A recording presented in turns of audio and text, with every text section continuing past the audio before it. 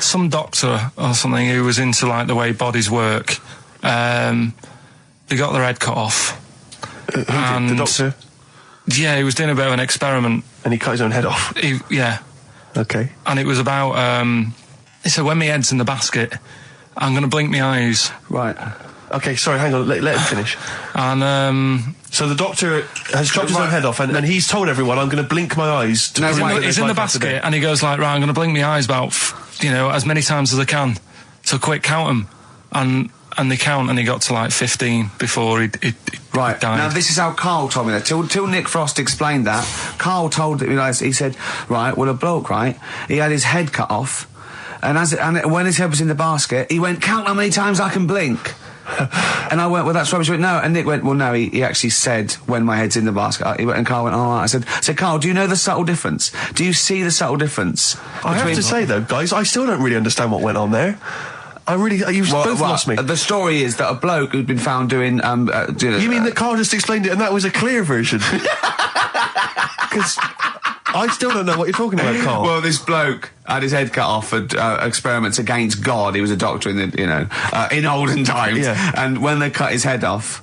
Why did they cut his head off? Because it was... he was executed. Crimes against... Exactly, he was executed, yeah. And he said to his assistant, when my head's in the basket, I'm going to blink, count how many times I blink and write it down as an experiment, right? Karl told it to me, like his head was cut off and he went in the basket, and when his head was in the basket, he looked up and said, count how many times I blink.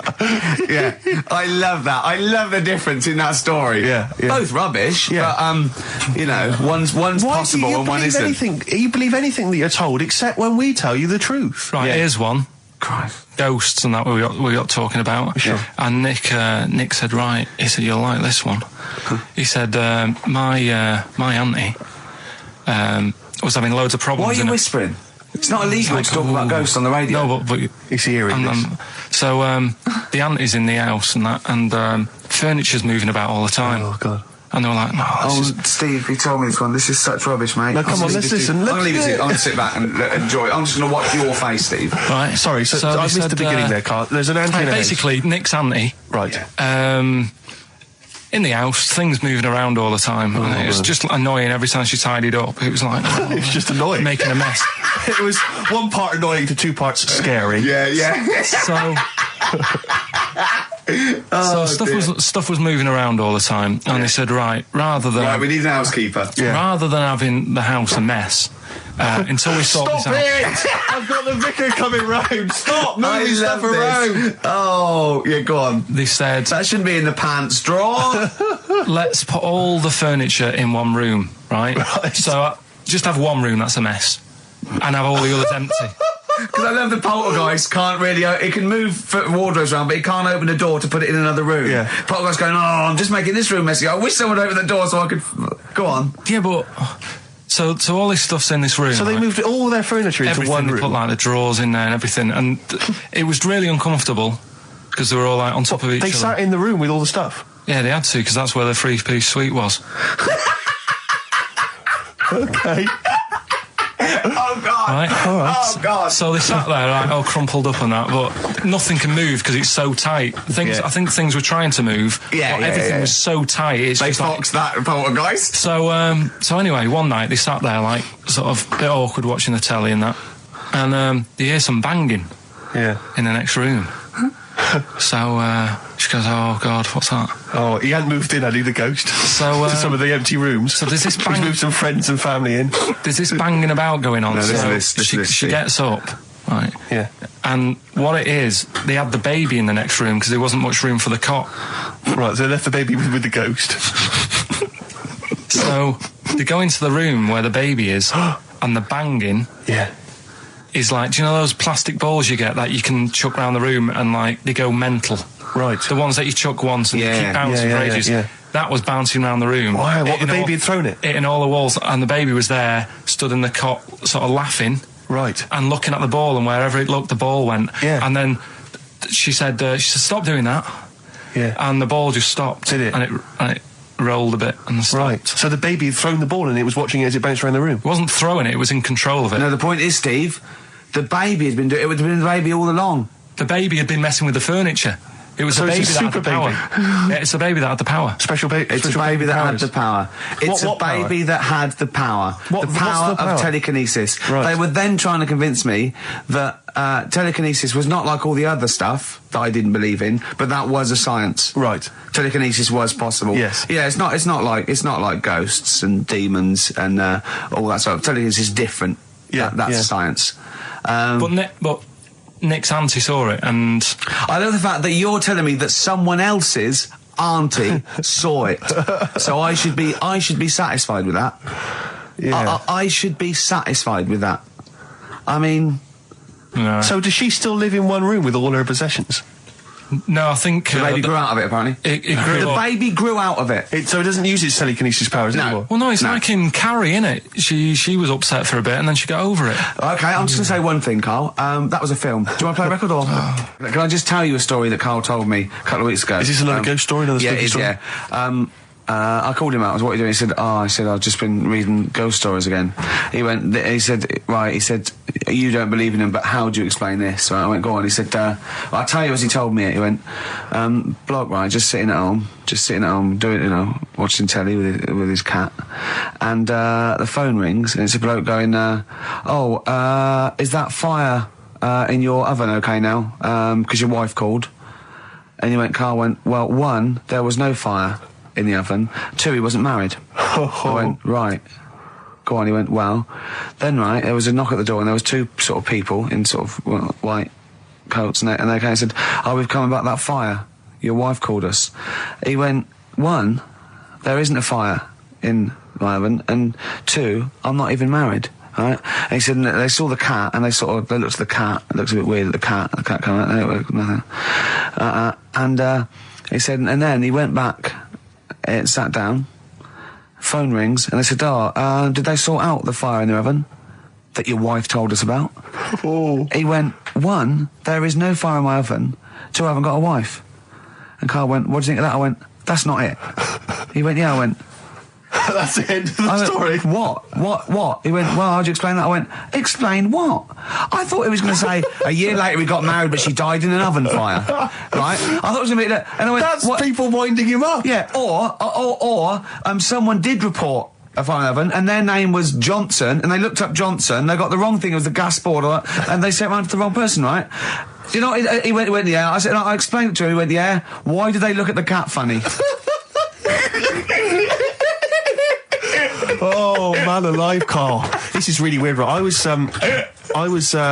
in my house once, right, and the doorbell rang. Yeah. Right, I opened the door, there was no one there. Yeah. Right? And then I looked across the street, There's some right, and kids there were some running kids running away. Yeah. Now, how do you explain that? Yeah. There was another time, right, where, like, I opened the door and there was a bloke goes, you've ordered pizza. I went, I haven't ordered pizza. And I heard my mate upstairs giggling and putting the phone down. Yeah. How do you explain that? Karl, seriously, why did you tell me that story? What did you think it was weird about that? The fact that it was 3 different people. Is this all the information? Is that the entire story? It was 3 different people. Did you fall hassling asleep him and not read the about end? A fire that didn't happen, about a wife that didn't exist, and a cat that didn't look happy.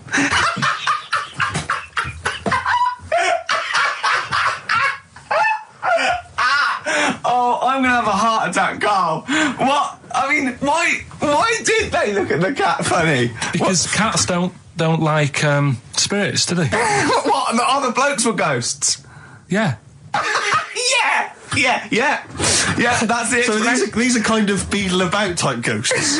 These are ghosts who walk the earth as the undead, just winding people up slightly. That's lovely. That is lovely. seriously, and a cat Karl- that did not look happy. But seriously, why would ghosts wander around just like winding people up? Oh, Maybe something did happen there years ago. Some fire, some woman might have died in a house of a fire or something. Yeah. And it sort of all happened again. Bit of a, Yeah, it's certainly a mystery. Well, if you don't it's a believe- mystery. I mean, I can't. What's this book you were reading? You were reading a book, which is interesting enough. It was the for tea and Times. Oh, Karl. Yeah. Well, I alive. don't know what to say. Karl, let me ask you now. Karl, you will be a little bit unnerved about this. Have you seen the film Jurassic Park? Yeah. You know what happened there?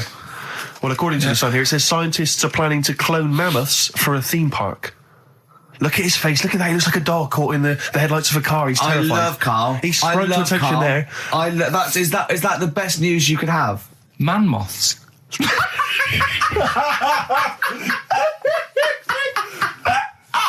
Right, Yeah, man moths. I Man love moths. the fact that that's why he was so excited that they bred a man moth. What is this? Yeah, it's a human being that hides in your wardrobe and eats an entire jacket in a day.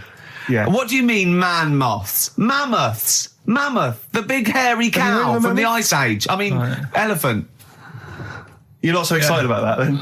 You can take or leave bringing back mammoths to life, but a man moth... A man moth is a different matter. Oh, if we'd have never brought that up, he'd have gone and told someone now. Yeah. You know, they've bred an half man, half moth. This and is that's what we that's how mean. things start. This is what we mean when you hear don't- these ghost Are you stories. slightly deaf? Is that it? When you hear these stories, is it? Carl, is English your first language? Are you actually foreign? Is that the Yeah, thing? yeah. Should we speak when we say slower? foreign, we mean not of this planet. Yeah. Should we speak slower? Would that be a help to you? No, go on. Next What do you one. make of Do that? you think that's good? Seriously, Do you think that's idea good of to bring bringing back mammoths? prehistoric animals. These giant elephants. They're slow, aren't they? It's not as if they're going to like get out and run fast and they can't capture them. They'd probably be a like fence, to be elephants, honest, aren't Carl. they? They'd probably be a fence. No, but you're asking it as if like, oh, it could all go wrong, but it couldn't, could it? Well, Really? but the point was about Jurassic Park is they thought it wouldn't go wrong. They thought they had it all under Yeah, but control. that was Have you learned dinosaurs. nothing from Jurassic Park, Carl? Dinosaurs would say, "Oh, think about it before you do it." But with a airy elephant, it's not going to. Not a concern for you. Would you go along to see him? Would you be interested in that? If it was in the area, He's great, isn't he? I'd love a queue, Nothing right? impresses No, him. but what I'd like to do is Karl sitting like Yoda in a little cave, and I'd just like to see people like Tony Blair and Stephen Hawking in a queue, and they go and say, "Karl, got a bit of a problem."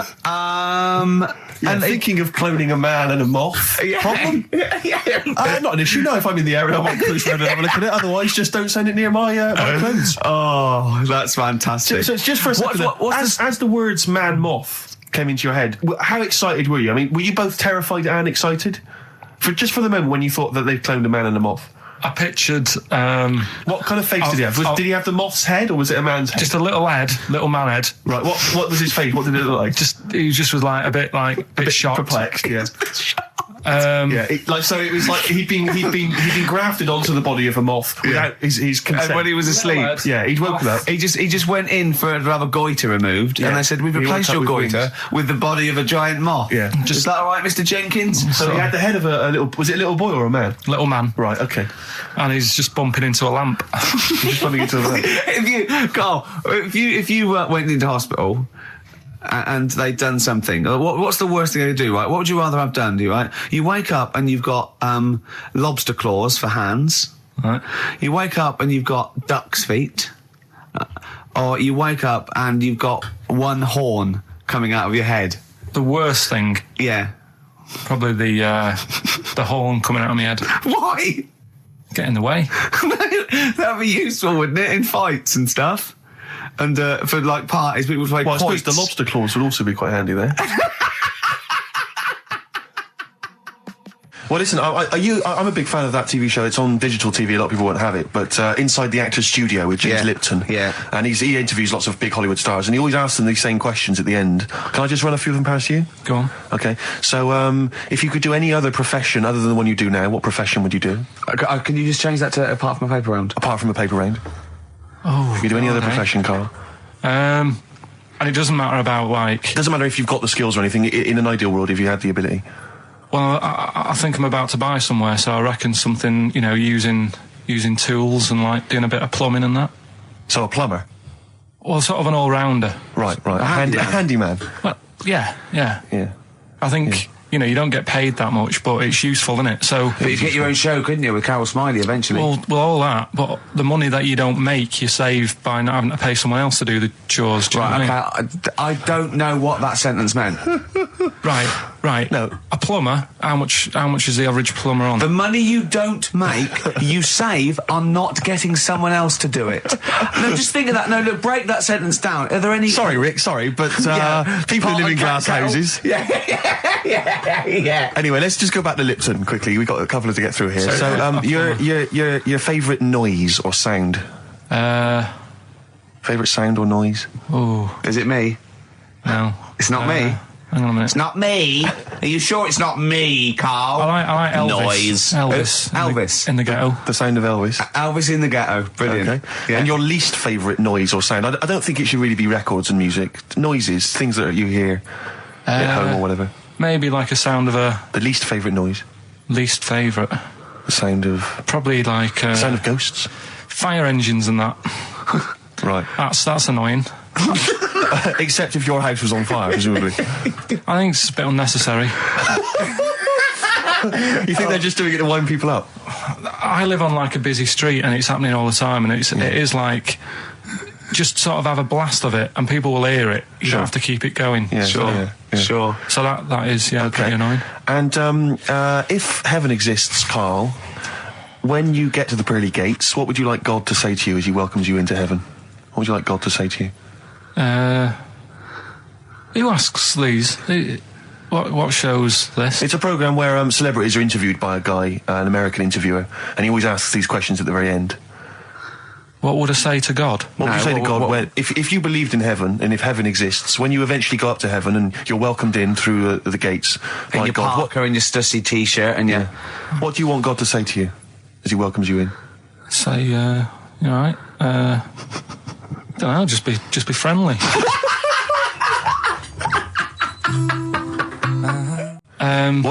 Is this something that happened to a friend of yours, or is this... No, I read about it. You read about it, okay. There's this little lad, right? Okay. First of all, it's years ago, right? When they didn't have decent doctors in like every town and that. Yeah. And this little kid is dead ill, right? Yeah.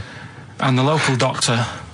Well, there's a phone call involved, so I don't really get the impression that it's like medieval times. Yeah. Yeah. But I didn't say that. I just said it's years ago. So this kid's ill, right? Yeah. And he's lying in the bed, and he's all going funny colour and that. Yeah. And his mum says, I'm going to get the local doctor around. The local doctor comes round, and she says, so I don't know what's up with him. He said, leave it with me. Leave it with me. The doctor said that. I'll have. He said I'll phone up a top doctor. Okay. Who was in America or somewhere like that. And so he goes to the phone in his office and he calls America, and because it's years ago, the phone line isn't that good. It's all crackly and that. Right. Yeah. So he's talking to the doctor and he's saying, I've got this kid. He's a funny colour and. He's really weak and that. I don't know what's he's not giving him much to go on. Right? Sure. So the American doctor, right? Yeah. He goes, what you want to do? And it's all breaking up, right? Yeah. He goes, what you got to do? You got to... it's all breaking up. You've got to give him some parrot's blood, right? Some parrot's blood? Well, that's what he thought he said, but the line was really bad. Yeah. He meant parents' blood, but he heard that he said parrot's blood. He said, right, I'll do that. Leave it with me. I can see where this is going. He goes to a pet shop. Yeah. He says, give us like half a dozen parrots. Sure. Takes them round to the kid's house. Takes the blood from the parrots, puts it into the kid. Kid's fine. The kid's fine. It worked. Such a load of shite in my life. I've never heard such twaddle, such just made up, enhanced, exaggerated bollock in my life. A load of old rubbish, Karl. I mean, when he told me this, he said, the doctor said, what do I do? And the doctor on the other end said, give him some blood. And the doctor went, where do I get blood from? So hang on, wait, I just need to clarify. Where do I get blood from? Give him some parents' blood. Give him some parents' blood. Give him some parents' blood. Yeah. But hang on, I just need to know where you read this. Karl. Where was this? Where did I you read stitched this? you up. You know what he said? He said, so do you believe it? I went, tell it to Steve. He went, do you believe it? I went, tell it to Steve. Karl. But where did you read it? That was on the internet. What? About Where illnesses. Is it on the internet? I'm always looking at stuff. I was looking at stuff this morning because of Yoragella last night. eating all that funny food and that, and also they all got a bit scared last night, didn't they, with a snake? I didn't see that. So is this I'm a Celebrity, Get Me Out of Here? Yeah, he got all worried about a snake getting on the sort of wandering about in between the sleeping bags and stuff. Yeah. And they were all scared, and it is so easy. Leave it with me. Sorry, the doctor says, leave it with me. Leave it with me. Well, they were all scared because there's a snake, and it's so easy to find stuff out. Before they, where are they? Where is this jungle? Australia, right. I think. Before they went, give it half an hour on the internet. I found out with snakes, you don't need to worry, right? They're deaf, they haven't got any ears. Right. So as long as you're really quiet, it'll probably leave you alone. Yep. And also, they don't have eyelids. So they were suggesting if one's coming towards you, just like kick sand in its eyes. Because it can't blink, and it leaves it a bit like annoyed, and it wanders off. But they didn't do any research before they went. Yeah. And that's, I think your knowledge would hold you in good stead. I don't think you need to know any more than you know. Karl's getting very excited, as we all are, about his new... Should we let him do a little taster for us? Well, I'm very excited about it. I mean, so the gist of it, what is it? What is it exactly? Right. Is it a game show or is it a competition? It's just... I just thought it's something that, you can play, and also people at home can take part in it. Now, would they phone in about this, or they can just play at home while they're listening? They can just play at home. Okay. You mean we haven't got any prizes? No, there isn't. No, I think we could get him to phone in, maybe. Well, I don't know. Let's hear the game idea first. Yeah. Right, it's music related. Okay. Good. And what I do is I sort of tell a little story. Okay. And that story makes up a song title. All right. Well, it sounds ambitious. So, is it a cryptic clue? Could be. Say like this, right? Oh, dearie me. Oh, dearie me. Say like this. Right. This woman, right, she's pregnant. You know the answer to this one, so don't be saying anything. This is just aimed at Steve. Okay. Right. This woman has a baby. Yeah. She's pregnant, has a baby, and the doctor's there in the hospital, going, "Oh yeah, you've got a lovely little baby here." You told me that this is. Oh, this guy. Got a lovely little baby. It's just coming out now. You'll be able to see it in a minute. And it's like covered in gunk and stuff. Yeah.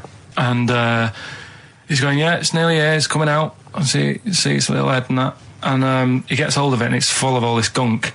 Right. The baby's full of gunk. Yeah, like the covered in gunk or full of gunk. Covered in it. Right. And he goes, "Here you go. Get hold of your baby," and he drops it. Right. What song's that? There's so much irrelevance there, Steve. I can't tell you. It's not a cryptic clue. It's not a cryptic clue. Because only... the gist of it is relevant. That isn't the best one. That's just... Right. I mean, there is just... There's things there that you were dwelling on and thinking of pun. Don't. Just go for gut instinct. What was it? What was that? Right, I just need to try and get the basics of this. There's a woman, she's pregnant, she has a baby. Yeah. The baby's covered in gunk. Yeah. Right. And because of the gunk, the doctor drops the baby. Yeah. And that's all I need to know. Yeah, that is all you need to know, yeah. The pregnancy is largely irrelevant. Okay, what are the key elements? It's the birth and the doctor dropping it that are irrelevant. The relevant birth thing. And the dropping of the baby. Yeah. I've absolutely no idea. I can't even begin to guess. Think about what's happened here. Oh, Karl, she's had a baby, the doctor's trying to deliver it, he's saying it's a nice little baby you've got here. This is all irrelevant. Right, let me tell you this. So just to be fair to Steve, he can get into your mind, right? This is not a traditional cryptic clue, logical problem. This is Karl, what song am I thinking of, right? That is Underworld, Born Slippy.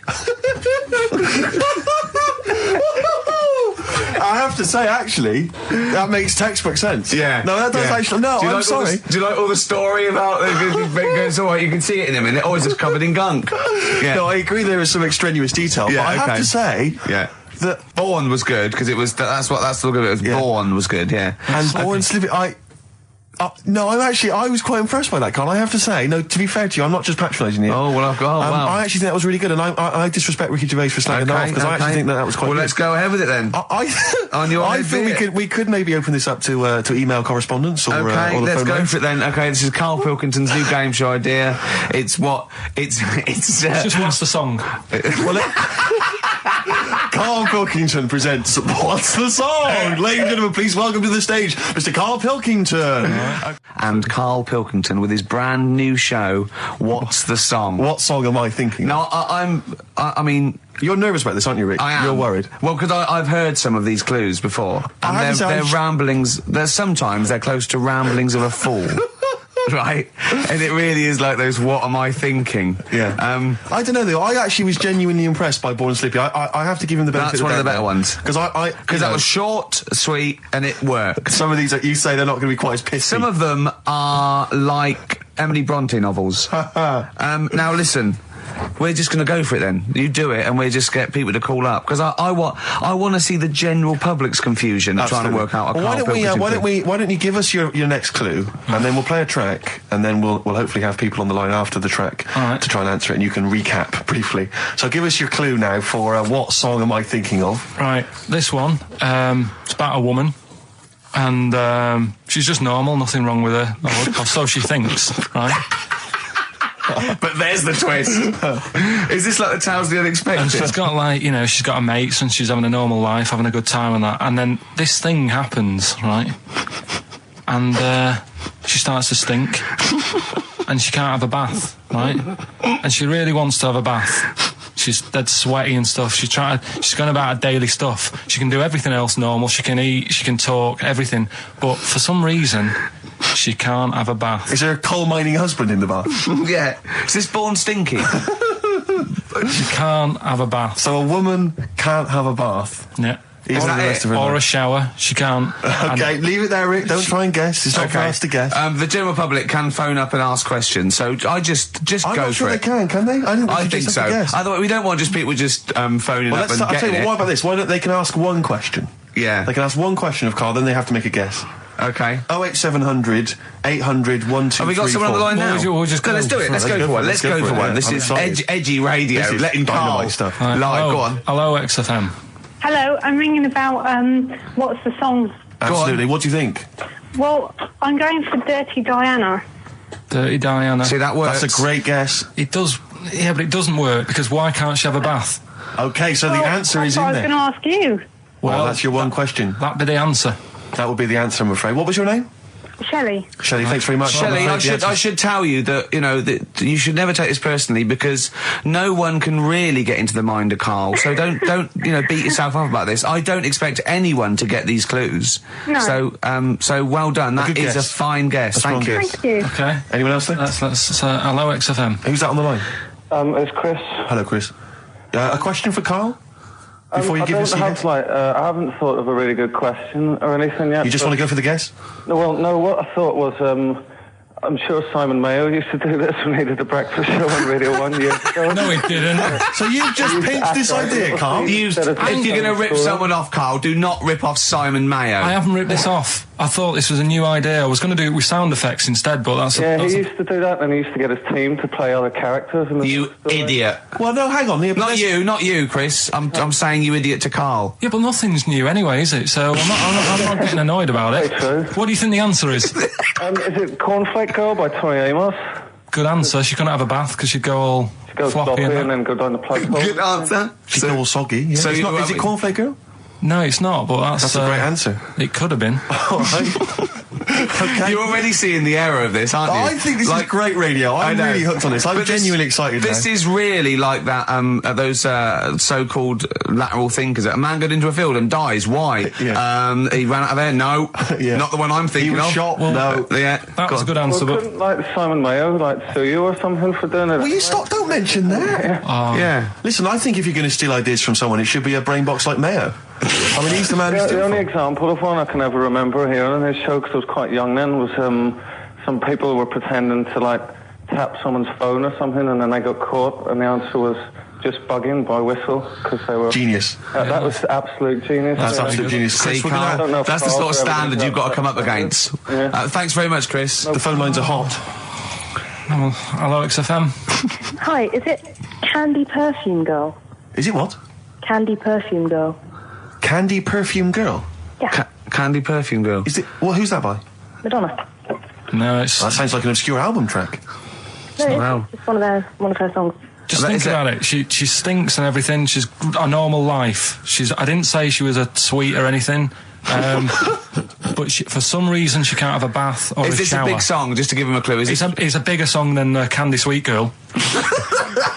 Thank you very much indeed for your guess. It clearly is right. Thank you. Cheers. Sorry. Okay, one more, then we go to a record. Come on. Okay. Go on. Hello, XFM. Karl. Yeah. Is it High and Dry by Radiohead? High and dry. High and dry. Now that's great. She smells, which is another word for high. She's dry because she doesn't have a shower. Karl, if it isn't that, yours will never be as good as that. He's the winner. Whatever you're thinking of, that clue is brilliant. What's your name, mate? It's Richard. Richard, I mean, you can't beat that. That's a bit too lateral. Don't be stupid. It's perfect. He's made yours into a clever clue. He's made high, she smells, dry, she never gets in the bath or shower. It's not that, is it, Karl? No, it's You not. don't even get that, do you? Not really. Have you ever heard of the word high being used to mean sort of smelly? No. No. Oh, what? That was where you went wrong there, mate. Richard, I'm declaring you the winner, even though that isn't the I answer. don't think Thank we you. should give up this early. Can we Rick. just let's play a song and, Let's play a song. give it one more chance, because if people think about it, it is really easy. I'm not going to find out the answer now because I've got to go out. Okay, we'll do it very quickly. Stay in for 10 minutes. We're just going to play a new Coldplay track out. Okay, let's hear Brilliant. Coldplay and then we'll come Cheers. back with this.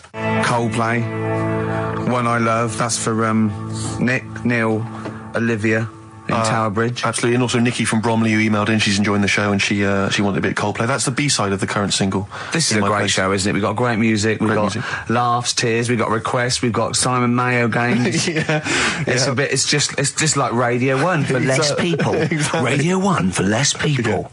This is great, isn't it? So go on then. So listen, Guy, you were so excited about this game, weren't you, earlier? You came in with a But I hop, knew it skip would and a leap in fall your flat. step. Although I must say, the phones are going mental. We're going to have to take This some is more it. No, calls. people love I mean, Karl. high and dry is great. I mean, it works. That's it. Can we have a very quick Just recap in case someone's just very tuned in. quick Can you recap. make it so high and dry doesn't work now? Give us a bit of information that makes it different to high and dry, or can't So you for those that even have do just that? tuned in, Karl describes in a roundabout way a story which somehow is representative of a song. Is that song right? title. A song title. Yeah. Okay. So this woman, she's all right. You know, she has a normal life, Pretty much. kind of. Yeah. There's probably a few things actually that she can't do thinking about it. But the main problem would be having a wash or having a bath or having a shower. Yeah. Maybe going for a swim thinking about it. Right. Let's go. I think water is the clue, isn't it? That's the clue. Who's Who's that on the line?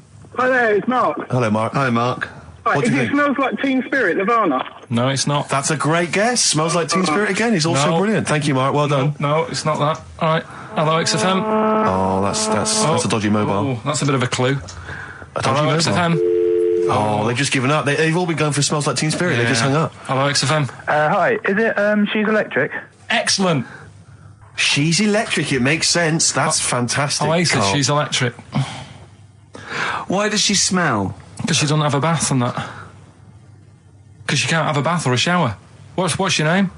Neil. Neil So got the it. fact. So. Oh. Neil got it. So, did you get it straight away? No, only during the song. A process of elimination from all the other wrong answers. Yeah, basically. So, She's electric. Rick, I have to say, you're holding your head in your hands, and it looks like you want to shoot off. But I have to say, I thought that was quite good. I genuinely thought that was quite good. But it's not a cryptic clue, is it? Because it's not. She smells. There's a few things you can't do. She's electric.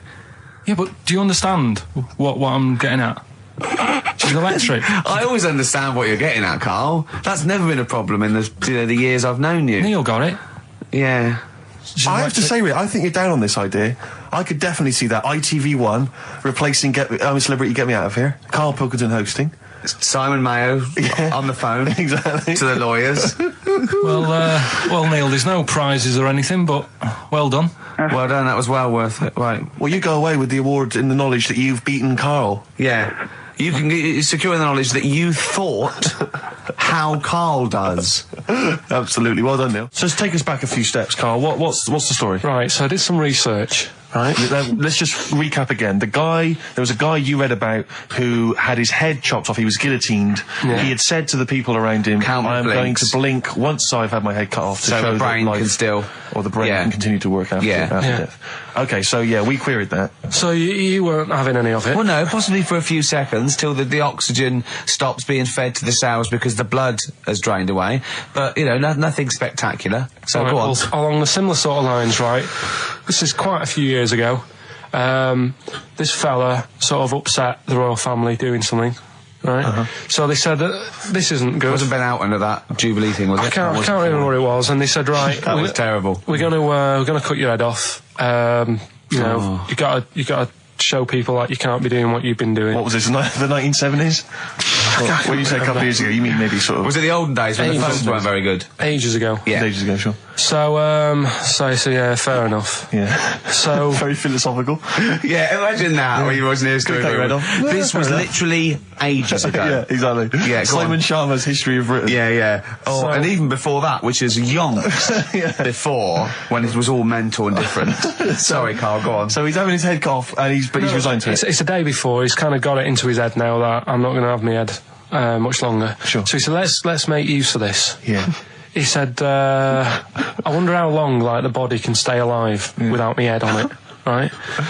So they were like, I don't know. So, who were? So... The jailers? Whoever he was asking. These jailers with one eye. Yeah. Get out, pal. So he said, no, wait a minute, I've got an interesting scientific experiment, jailer. Well, fair enough. What is it? So, he said, what I want to do, right, he said, you know, surely it's my last right. You know, I'm gonna be dead tomorrow. Sure. So let's do a test. He didn't draw it out this long, did he? Yeah, he said let's test this out. You know, he said do us a favour. He said, you know, it's my last day. What I want you to do is you're gonna cut my head off.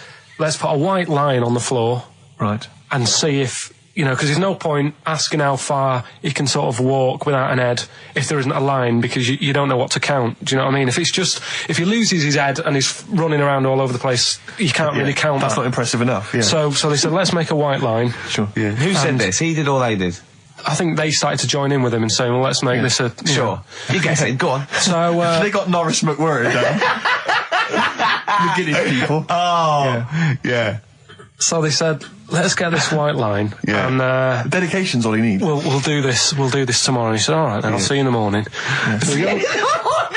I'll see you in the morning. Night, sleep tight. Bye. I love the fact that Karl knows exactly what was said. That's beautiful. Yeah. He doesn't know the story or what order it is in or when it was. He knows exactly what was said. But he knows the intricacies. All right then, see you in the morning. Bye, little kissy. Oh, I'm not like that. Oh, you joker. Don't let the bed bugs fly. Yeah. Anyway. So he gets up. Do you want a paper tomorrow? No, I'm all right. Go on. He gets up and they say, right, you know, today's the day and that. And he said, well, you know, I've got used to the idea. So here's a white line for you. Got used to the idea. Go on. So they go, right, you ready then? And he said, I go on. And they cut his head off. And the body walked 32 steps without a head. Wow. 32 steps. Incredible.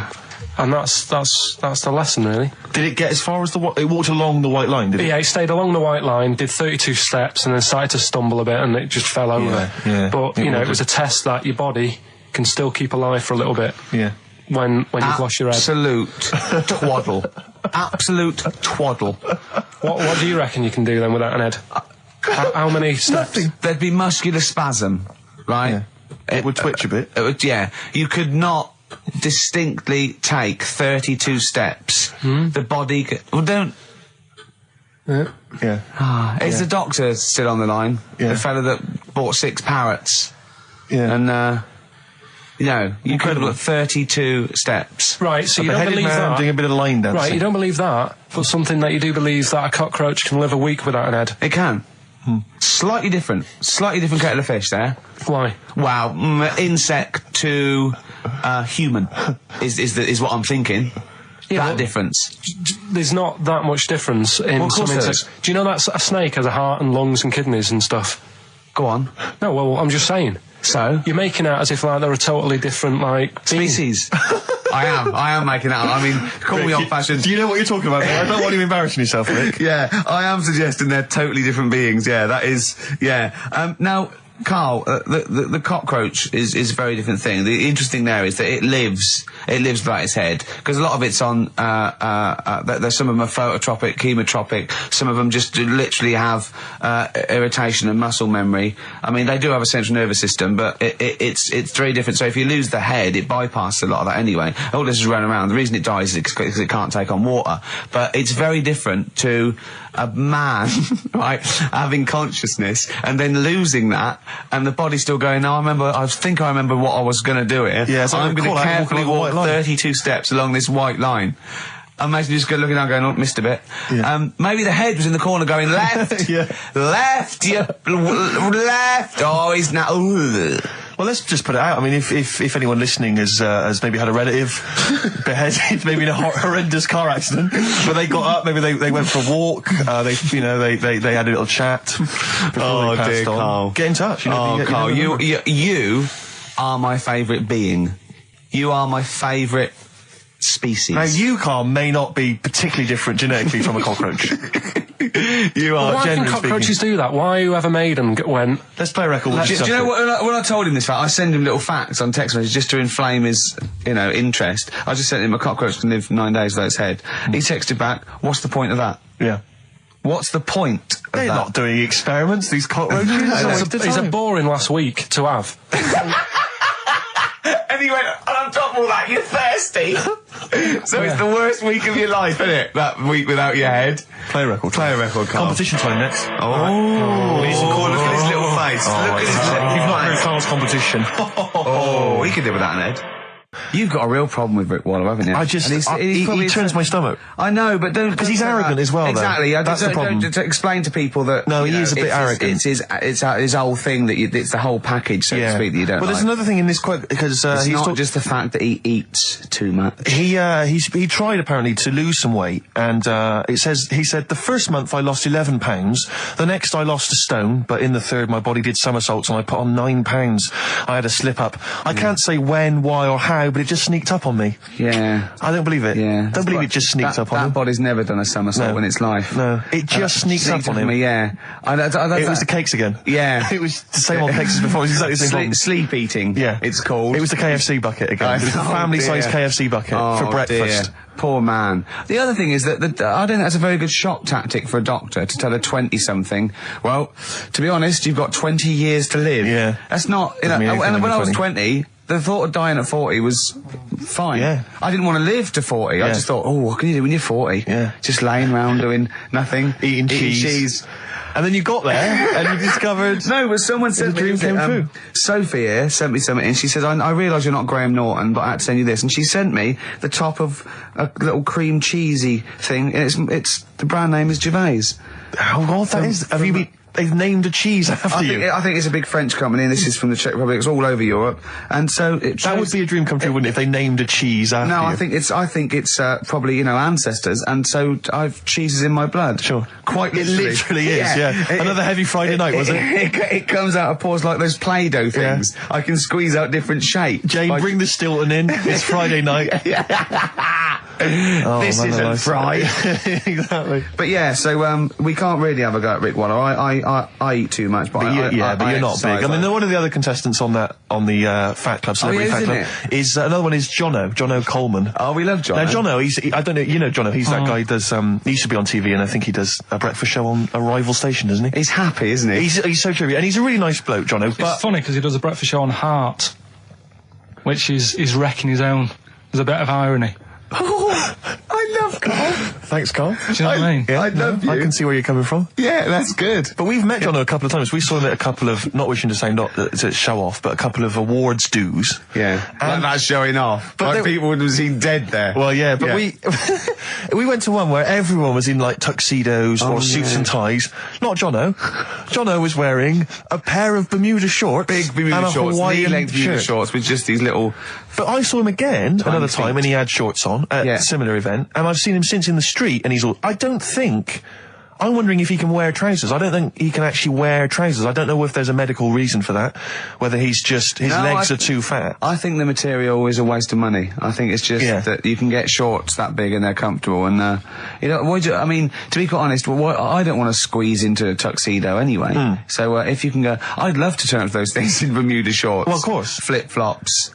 But do you think he started off by wearing, maybe he just had the upper half was a tuxedo with the tie and then the shorts for and the shorts underneath, and he would just have to come in, kind of sneak behind, a sideboard. Potted plant. Or a potted plant, or bring his kids ahead of him. Yeah. You know, And they you are just wearing go, trousers, aren't you? You're wearing trousers. Of course I am. Yeah. In you go. Kids move a bit. Well, no. Of course I'm wearing trousers. Why would I? Wearing trousers. And they just thought, this isn't fooling anyone. So now I'm going to make a wacky effort to sort of, you know. The next stone is, I've heard he's going in a grass skirt and a garland around his, and he's going to come in limboing. But you did ask if you could go to the BAFTAs in a dressing gown, didn't you? Just for ease. Yeah. But, right, is this talking about diets and stuff, right? Go on. They've come up with a drug that they tested it out on a mouse, right?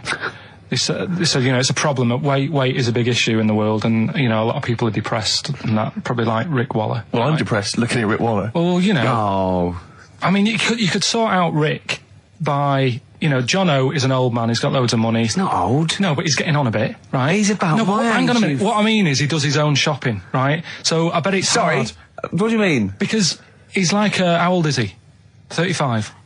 Right, he's got loads of money. He does his own shopping. So when he goes to the supermarket and he passes, you know, the sponge cake section, it must be tough when you've got loads of money to burn. That you go, just one more. Yeah. One more. Look, sorry, we are getting close to libel here, I think. No. But I'm saying how it is because I've tried like losing a little bit of weight. Have you? And it is difficult when you're in Waitrose and you see a little chocolate muffin and you think, well, one more and I'll do without. Do you like a little chocolate muffin now and again? Yeah, right. Is that your favourite thing? So the thing is, let him finish his point. So the thing is, right now with Rick, he lives at home with his mum. So why doesn't his mum just say, "I'm going to buy less this week, and if you eat it all, you're not getting any more." Yeah. That's sort that. Does he live A with short, his mum? sharp shot. I bet he does. So you don't actually know if this is true or not. No, but anyway, right? So this drug they've come up with. They've tested this on mice, haven't they? They've tested No, I'm worried if they haven't tested it on mice. Thank God for that. It's definitely been tested on mice. Definitely. They fed a mouse a load of cake. Yeah. Right? And it went a little bit chubby, and they said, right, stop a minute. And then they gave it this drug that makes you lose weight. Yeah. And its weight went down, but the only bad side effect was its eyes were popping out. Well, that seems to be fine then. Let's give it to Jono. There doesn't seem to be any problem. Oh, let's Rick should get some of that. Yeah, Struth, Doc, look at these. Oh, Jesus, Jono, your eyes are popping out. That happened to the mice. Sorry? That happened to the mice. But what do you mean? That's the option. What do you mean that's the option? So I love the fact that your choice is either be like a fat, happy man who has the odd sponge cake, or a stick man with eyes on stalks. I mean, Steve's chosen that. All right, calm down. I thought we were slagging off Rick Waller and fat people. Sorry, Let's mate. have a go at the fat people before we start on me, Rick. Yeah, no, I didn't. I forgot. I mean, it's like... Yeah. Because I've got some issues and body issues. I know. But Rick Waller's grotesque, you know. Yeah, sorry about I'm that. just a little bit weird. I mean, do you know what I mean? Yeah, should we play a song and... Well, I'm just a little bit offended. That's upsetting. I woke up this morning, Feeling fine. It's not a blues song, and I turned my phone on, and it was from Karl, and it went, "Forget it, I've made my mind up." And I thought, wow, what is that? And I forget phoned it, I've made my mind. I went, "Karl, what is it?" He went, "Oh no, it's about the text I sent you last night." I went, "Well, what was it? I just got this text." He went, I was just wondering, I was thinking last night. He said, supposing you had to have your hands removed. Sure. Right? And the doctor said, well, you can either have them stay like that with stumps, or I can sew feet there. What would you have? And I was bleary-eyed, and I went, the stumps? He went, yeah. I went, all right? He went, yeah. And then what was his follow-up text to that? And then I got the text, it was obviously before it, and it went, and it was like quite serious. What would you do if surgery not doing your hands? Would you have stumps or the feet? Right? Now the way, when I said he's made his mind up, and I went the stumps, he went, yeah. I think secretly he decided on the feet, but was too embarrassed to tell me. There's a little bit of what would you do? Because But why did you think of this? Why did you think of this? Girlfriend's away, right? Yeah, no, that's not why you start thinking bizarre I'll tell you now, devices. right? I'll let you into my little mind, right? Last night, I had some beans on toast, right? She was away. It's good already. She was away, she had some beans on toast, she went wild. Yeah. Right? Now, I was stood up, I live on on a high street, right? So I'm washing up, I'm looking out the window. First thing that had my attention is, I can look into other people's flats, right? Yeah. And it was weird how all these different lives were going on, I was watching them, and everybody had the telly on and was watching Volcano, right? Which was on last night. Right. And I thought, oh, that's weird, right? I can see them all watching it. And it was like a little Chinese lad who was dancing around in some underpants. And then there's a little old woman who lives downstairs who was reading a book, and she's always reading a book every night. And it's like, I have a better life than her. And then there's like some sort of bouncer who's always getting ready to go out late at night with all the black on. He looks like a bouncer. So I was watching all this life going on. I thought, did you witness a murder while you were doing this? Yeah. It was like that sort of Sliver film where that bloke had loads of tellies watching people's lives. So that was going on in my mind. And then I was washing up, and I picked up the plate, and I thought, oh, it's amazing, isn't it? The human body, the way you can just sort of, you know, I want to pick that up, and you do. Yes. And the way your hands work, right? You've got 5 little digits, but it's just the right amount to do to do what you've got to do, right? So I'm cleaning the plate. Sorry, Carl, stop. It's just the right amount. Might be one of the most genius things I've ever heard said. I would love David Attenborough to phone you up and say, Carl, how do I word this about the evolution of the mammalian front limb? Just go, we'll just say it's the right amount. But it is. One extra would get in the way. Yeah. And one less would just make it that little bit more tricky when picking up a bit of a slippery dish. Sure, or buying gloves.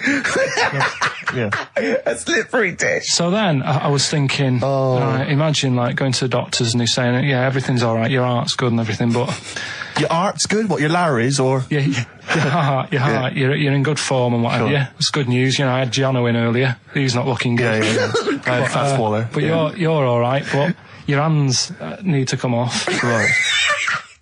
Blimey. But that's bad. Like, I get a second opinion initially.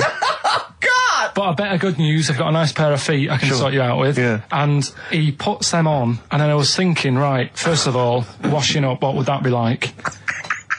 But Steve, that'd be tricky. Yeah. And then the second thing was, it'd probably ruin the sort of the shape of your jumper. Because you have to keep putting the feet through there. Yeah. And then I thought, but I could still cycle in. Okay. To work. You could run in. Well, that's the thing. You'd be really fast. Well, that's what I was thinking. I thought I could still cycle because I could balance, and then I thought, but the only thing is I probably couldn't pull the brakes. Because of the little short things. Yeah. And then, like you, I thought, but then again, you're running in half the time. So that's what was going on in last night. Right. That's what I was thinking about. Sure. Did you? How long did this take? Well, how long does it take to wash up? Right, because I imagine you just being there for, like, all night. Probably 25 minutes. How long did the little Chinese fella dance for in his pants? He's always doing it. Last night he was at it for, like, 10 minutes. Yeah. And his girlfriend never sits in the same room as him. She's always sat in the bedroom. She's going, you dance in pants again, I go in next door. Well, she was in the bedroom. She's always in the bedroom, sat on the floor, on the mobile phone. Right. All the time, yeah. It's weird how people's lives are just like, it is like that Groundhog Day thing. It's like, you know, he's jumping about in his underpants. The old woman's sat there reading a book. Yeah. And that's what got me thinking about my life. Do you think she ever goes... Are you sure she's not dead? Every time you look down there, she's just flicking through it. She's just reading this book. The pages never turn. She never seems to finish it. She never moves from her chair. Are you sure the Chinese girl's cats are dead around her? I'm going into next door again. That little round-headed fella's looking in. He's looking in at me. The bouncer goes, "Don't worry, love. I'll go and beat him up." But he's always getting ready. That's true. They see you staring at him, washing up, going, "I could have feet here," and they get scared. The old woman's dead. Oh, Karl, can you tell us roughly which neighbourhood you live in, so that we know? It's central. Central, is it? Yeah. Wow, imagine if that little... Was he a Chinese fella, did you say? Yeah. Imagine if he was listening now. I'd love him to call in and explain his actions. Well, he might be on some other radio station talking about a lad who's always washing up and looking at his hands in a mysterious way. But do we know this doctor that would go, "Well, all right, Karl, you can either leave them as stumps or I've got a little pair of feet."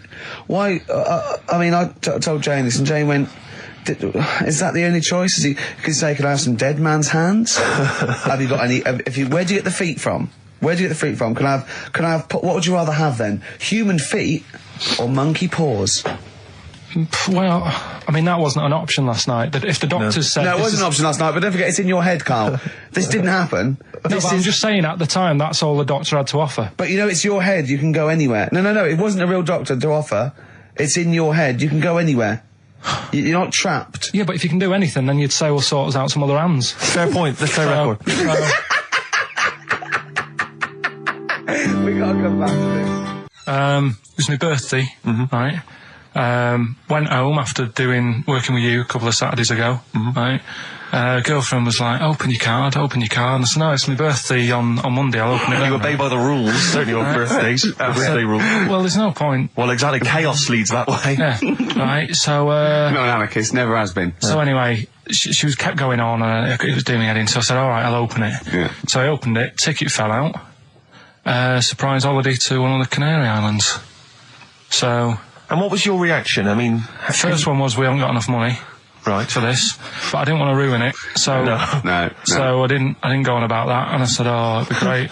So I can't wait. So, did you say it in that tone of voice? Well, it was good timing because I was tired and everything, and I'm not a big holiday fan, but the timing was right.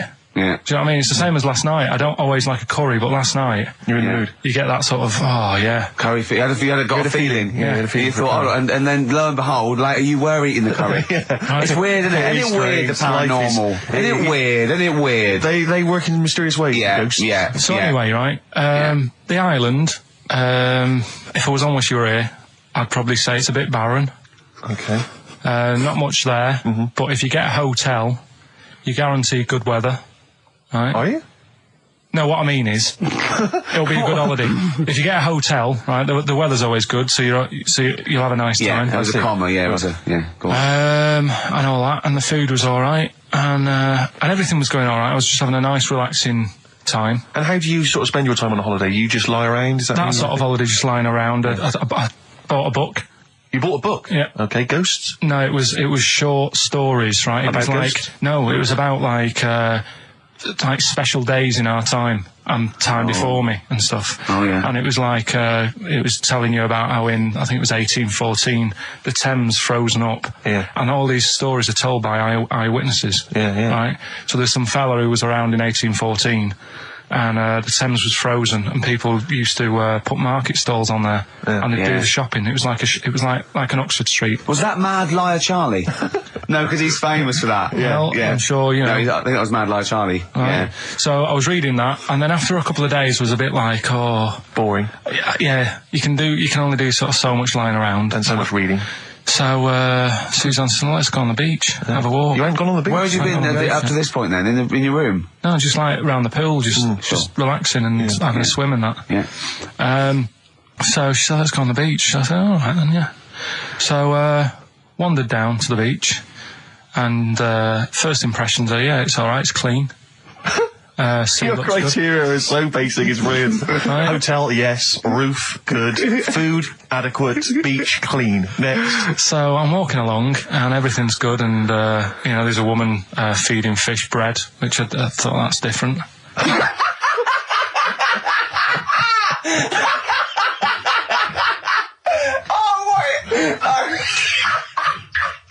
I love that. He likes originality. He loves a bit of originality. He was feeding fish bread? This woman was there, like, up to her knees in water. Yeah. And she was stood there. Was that a sea? Chucking, yeah. Oh, right, good. Chucking this bread, and I thought, what's she doing? And I stood there and watched for a minute, and there was little fish coming up, having the bread. I thought, So we carried on walking, and, everything's going well, and then this fella comes towards me. Everything's going well.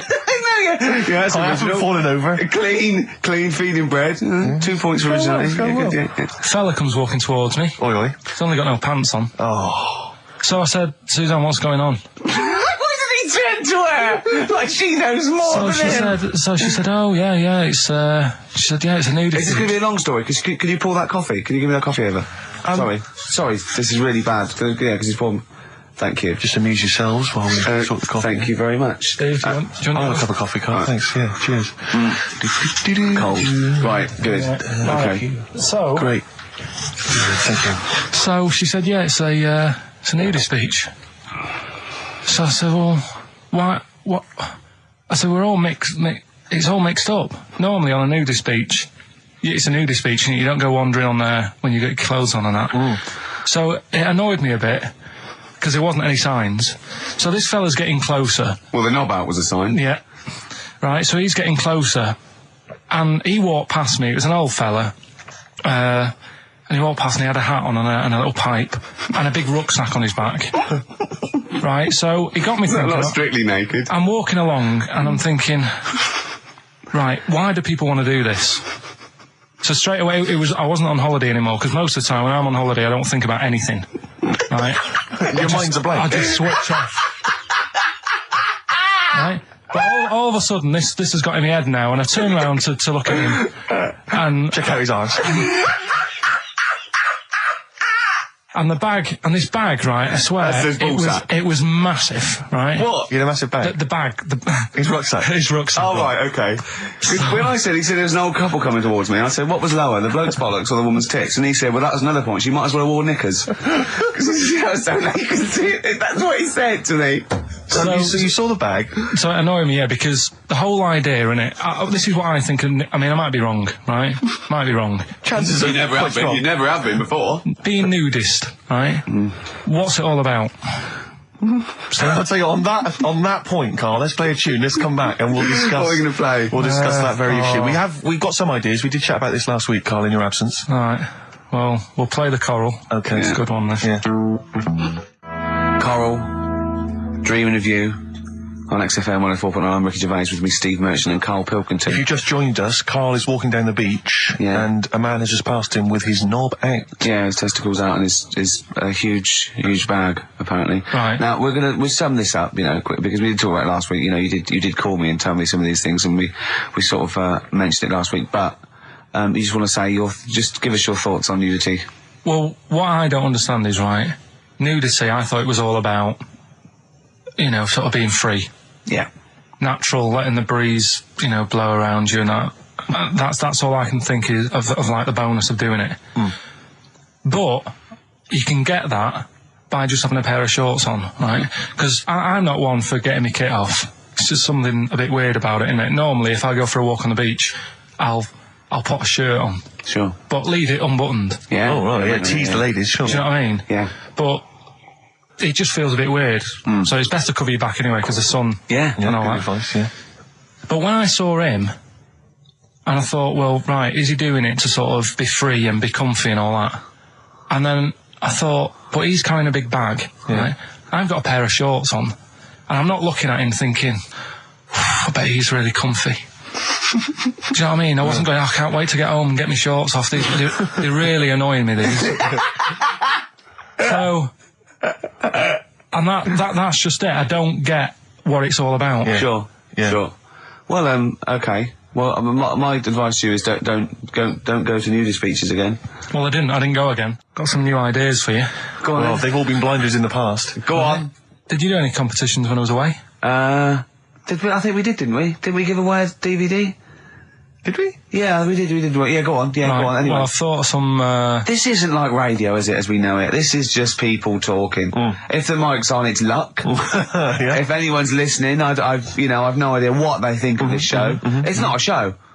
Not in the traditional sense. No. Okay, then you're going to change with that, Karl. Because a show suggests a certain form of presentation. Yeah. A certain pride. And when we do present dare I say it, some planning. Yeah, and when we do, it's ruined by him pressing the wrong button. Yeah, but I've got some planning here. Go on then. Quizzes. What I did was, when I was on holiday, right, you said, you know, come up with a new idea, right? So the best way of coming up with ideas is sort of... thinking. Sort of nicking a TV show name and then twisting it a bit. Yeah. So... Or just rip off Simon Mayo's idea completely. That's good advice for anyone out there. I didn't... Yeah. If you're interested in ideas. Karl is presently running a course writing for TV. Yeah. And that's the lesson one, isn't it? Just rip something else off. Just do it and change the title slightly. Yeah. Well, go on. This one I haven't really got I don't know what to do on the game, but I'm thinking Strike It Ricky. That's all you've got? That's what you've come up with. How long did that take? Through. What is that? I just saw it sounded a bit like Lucky. Forget that one then. Yeah, forget that one. Okay, yeah, well, no, good. No, we all have hits of this. Even Spielberg's, not all his films, you know, can hit the. Go on. Right. No, okay, no, it's a good. Go on. Yeah. Remember Big Brother? Yeah. Do I remember Big Brother? No, go on. Big Mother, right? You call in. If your mum's heavy, you win a CD. What do you mean? How can you prove that? Alright, forget that. Right, ER. Here's one. Right, ER. Good one. No. Yeah. No. The Price is Right, remember that? Yeah. Right. The Price is Ricky? No. The Rice is Right. And what I do, I read from an Indian menu and a Chinese menu. You tell me whether you have pilau or egg fried. He's a genius, isn't he? He really is a modern... that one. Let's go on then. Let's go into this one. Let's not cross this off right away. Go on then. What you read from what? Well, I get a couple of menus from like an Indian and a Chinese takeaway. Yeah. And I'll go like, chicken korma. Well, could I just suggest that as it's an Indian, it'll be pilau, and anything you read out that is... Yeah, but you don't know which one I'm reading from. What, the chicken korma's Indian, isn't it? Yeah, so you go pilau. But then Well, you might as well say Indian or Chinese. No, because then the name wouldn't work. The Rice is Right. Okay, yeah, I forgot you're working for the title backwards, aren't you? Okay, yeah. I'm so confused. I don't know where I am or what day it is. A programme that they've been in on Channel 4, right? Can you cross that out? We're not doing The Rice is Right I either. don't understand The Rice is Right. No, go on. I'll tell you that later. We'll have a game in the office, right? A game that they've been in on Channel 4, but has got really big viewing figures. Well, obviously not. Right. Or they wouldn't be binning it. Go on. Do you know 15 to 1? Yeah. They're getting rid of that, right? Are they? I'm thinking 15 Taiwan. Get some items that are made in Taiwan, right? Get 15 items, and I say what they are, and then you go, oh, I bet it's the vase. Or something. That's the one that's made in Taiwan. Yeah. Just explain that again very quickly. No, don't, Karl. Cross it out. Forget that. Cross it out. 15 Taiwan. Right. Go on. This is the one that I've prepared for, because I think this is daft, this is good. Let's play a tune and let's hear it after that. Oh, God. I'm very excited. Are we going to play it after that, or are we going to say... No, you can explain it after it. I'm very excited. Good to hear that again, isn't it? Oh, fantastic. Waiting on a Friend by the Rolling Stones. Yeah? Go on then, Karl. On XFM 104.9, Ricky Gervais, Steve Merchant, Karl Hilton. Go on. Right, this one. Remember Blockbusters? Uh-huh. Right, this one is good, and we'll do this one. Rockbusters. And remember how Bob Holness used to give you a letter? Yeah. And it'd give you a question, and the answer to that question is that letter. Yes. Right, well, it works like that. So if I said to you, we'll test it out on you, Steve, right? Right, welcome to the show and that. Hello. Let's play, right? And I say, right, your first one is W. Mm-hmm. And the cryptic clue, because it's done like crosswords. Okay. So not quite like Blockbusters. Well, this young man prepared for his death. And it's a W, so the answer... And it's not always going to be like our sort of music, it can be any sort of music that's out there. So the W is the name of the answer. I understand that, but is the answer always the band name, or is it... Yeah. It's always the band name, is it, or the artist? Yeah. And so would the W be the surname, or would you have both the initials if it was someone's name? Would Elvis Presley be EP? Don't get annoyed, no. Karl. These are questions that I knew would be asked. I know because you tested it on me. So you've got to tell them. We need to know point. the rules. If it was Elvis, I'd probably do E. No. Give him the answer. Give him the Right, answer. did you hear the clue? No, give me the clue again then. So the letter is It W. is a cryptic clue, and It's the clue's W. fine. Listen, but, and the go on. clue is, this young man prepared for his death. This young man prepared for his death. Yeah. This young man prepared for his death. And it's a W. And it's his first name. That's what he needs Well, to see, know. that's the... Yeah. Yeah, but I don't... Well, shouldn't we have the initials?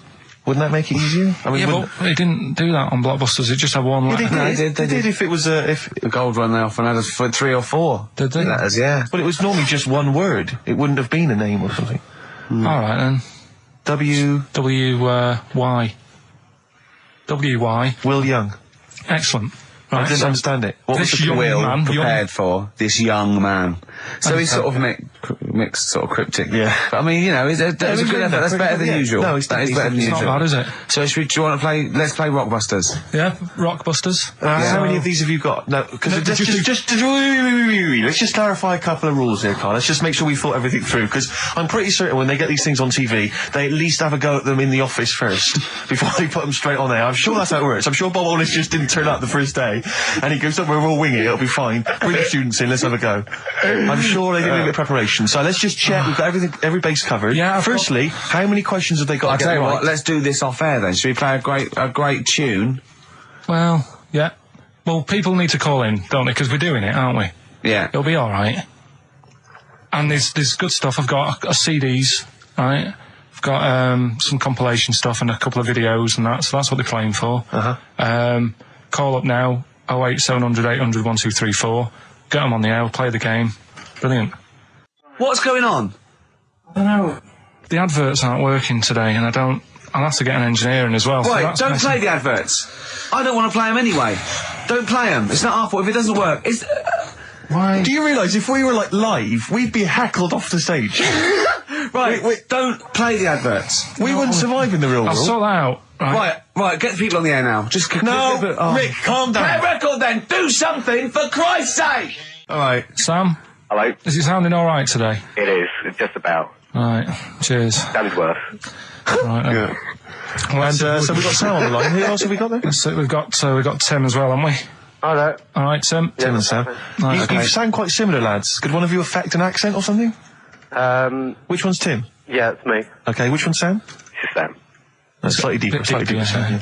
And they're not against the clock anyway, are they? So it doesn't really matter. I suppose not.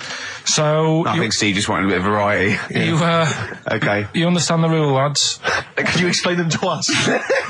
Right, play it. Okay. Hang on, wait. Well, let me explain, because, I mean, life is too short. Now, Karl's going to read out, say 3 clues, yeah? And, just shout your own name and answer it, or shout the answer. Shout your own name, then the answer, if you know it, and it's the person who gets the most right. Okay. Is that alright? Yeah. So, here we go then. Okay then. So shouldn't it be the first to 3? Well, yeah, but then he hasn't got... I've got enough, it's fine. He's got enough clues for that. Right then, here we go. Welcome to the show. Oh, God. Right, the first initials, ST, right? Is that right? Well, I don't know. We don't know, do we? How do we know? Here we go, ST, and the cryptic clue is better than the average homeless person. Okay? Sorry, I think... Is that a band? Yeah. Is it an old band? Yeah. I think that's one word. All right, then S. It's an old 70s band.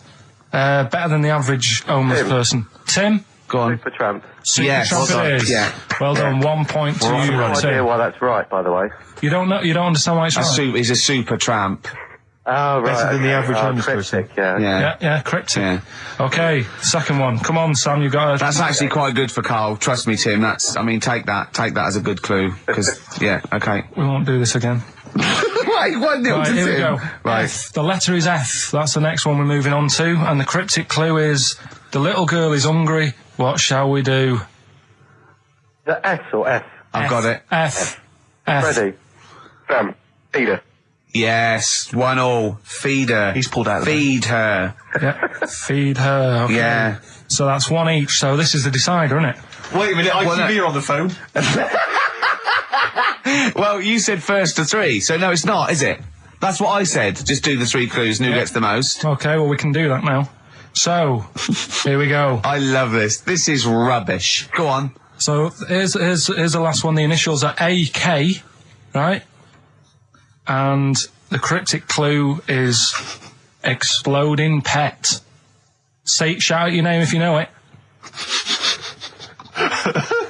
Last orders at the bar, please. Last orders at the bar. Exploding pet. AK.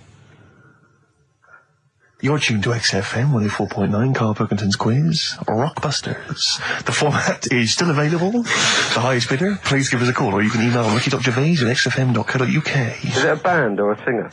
I'll give you a bit more of a clue. It's a pop band.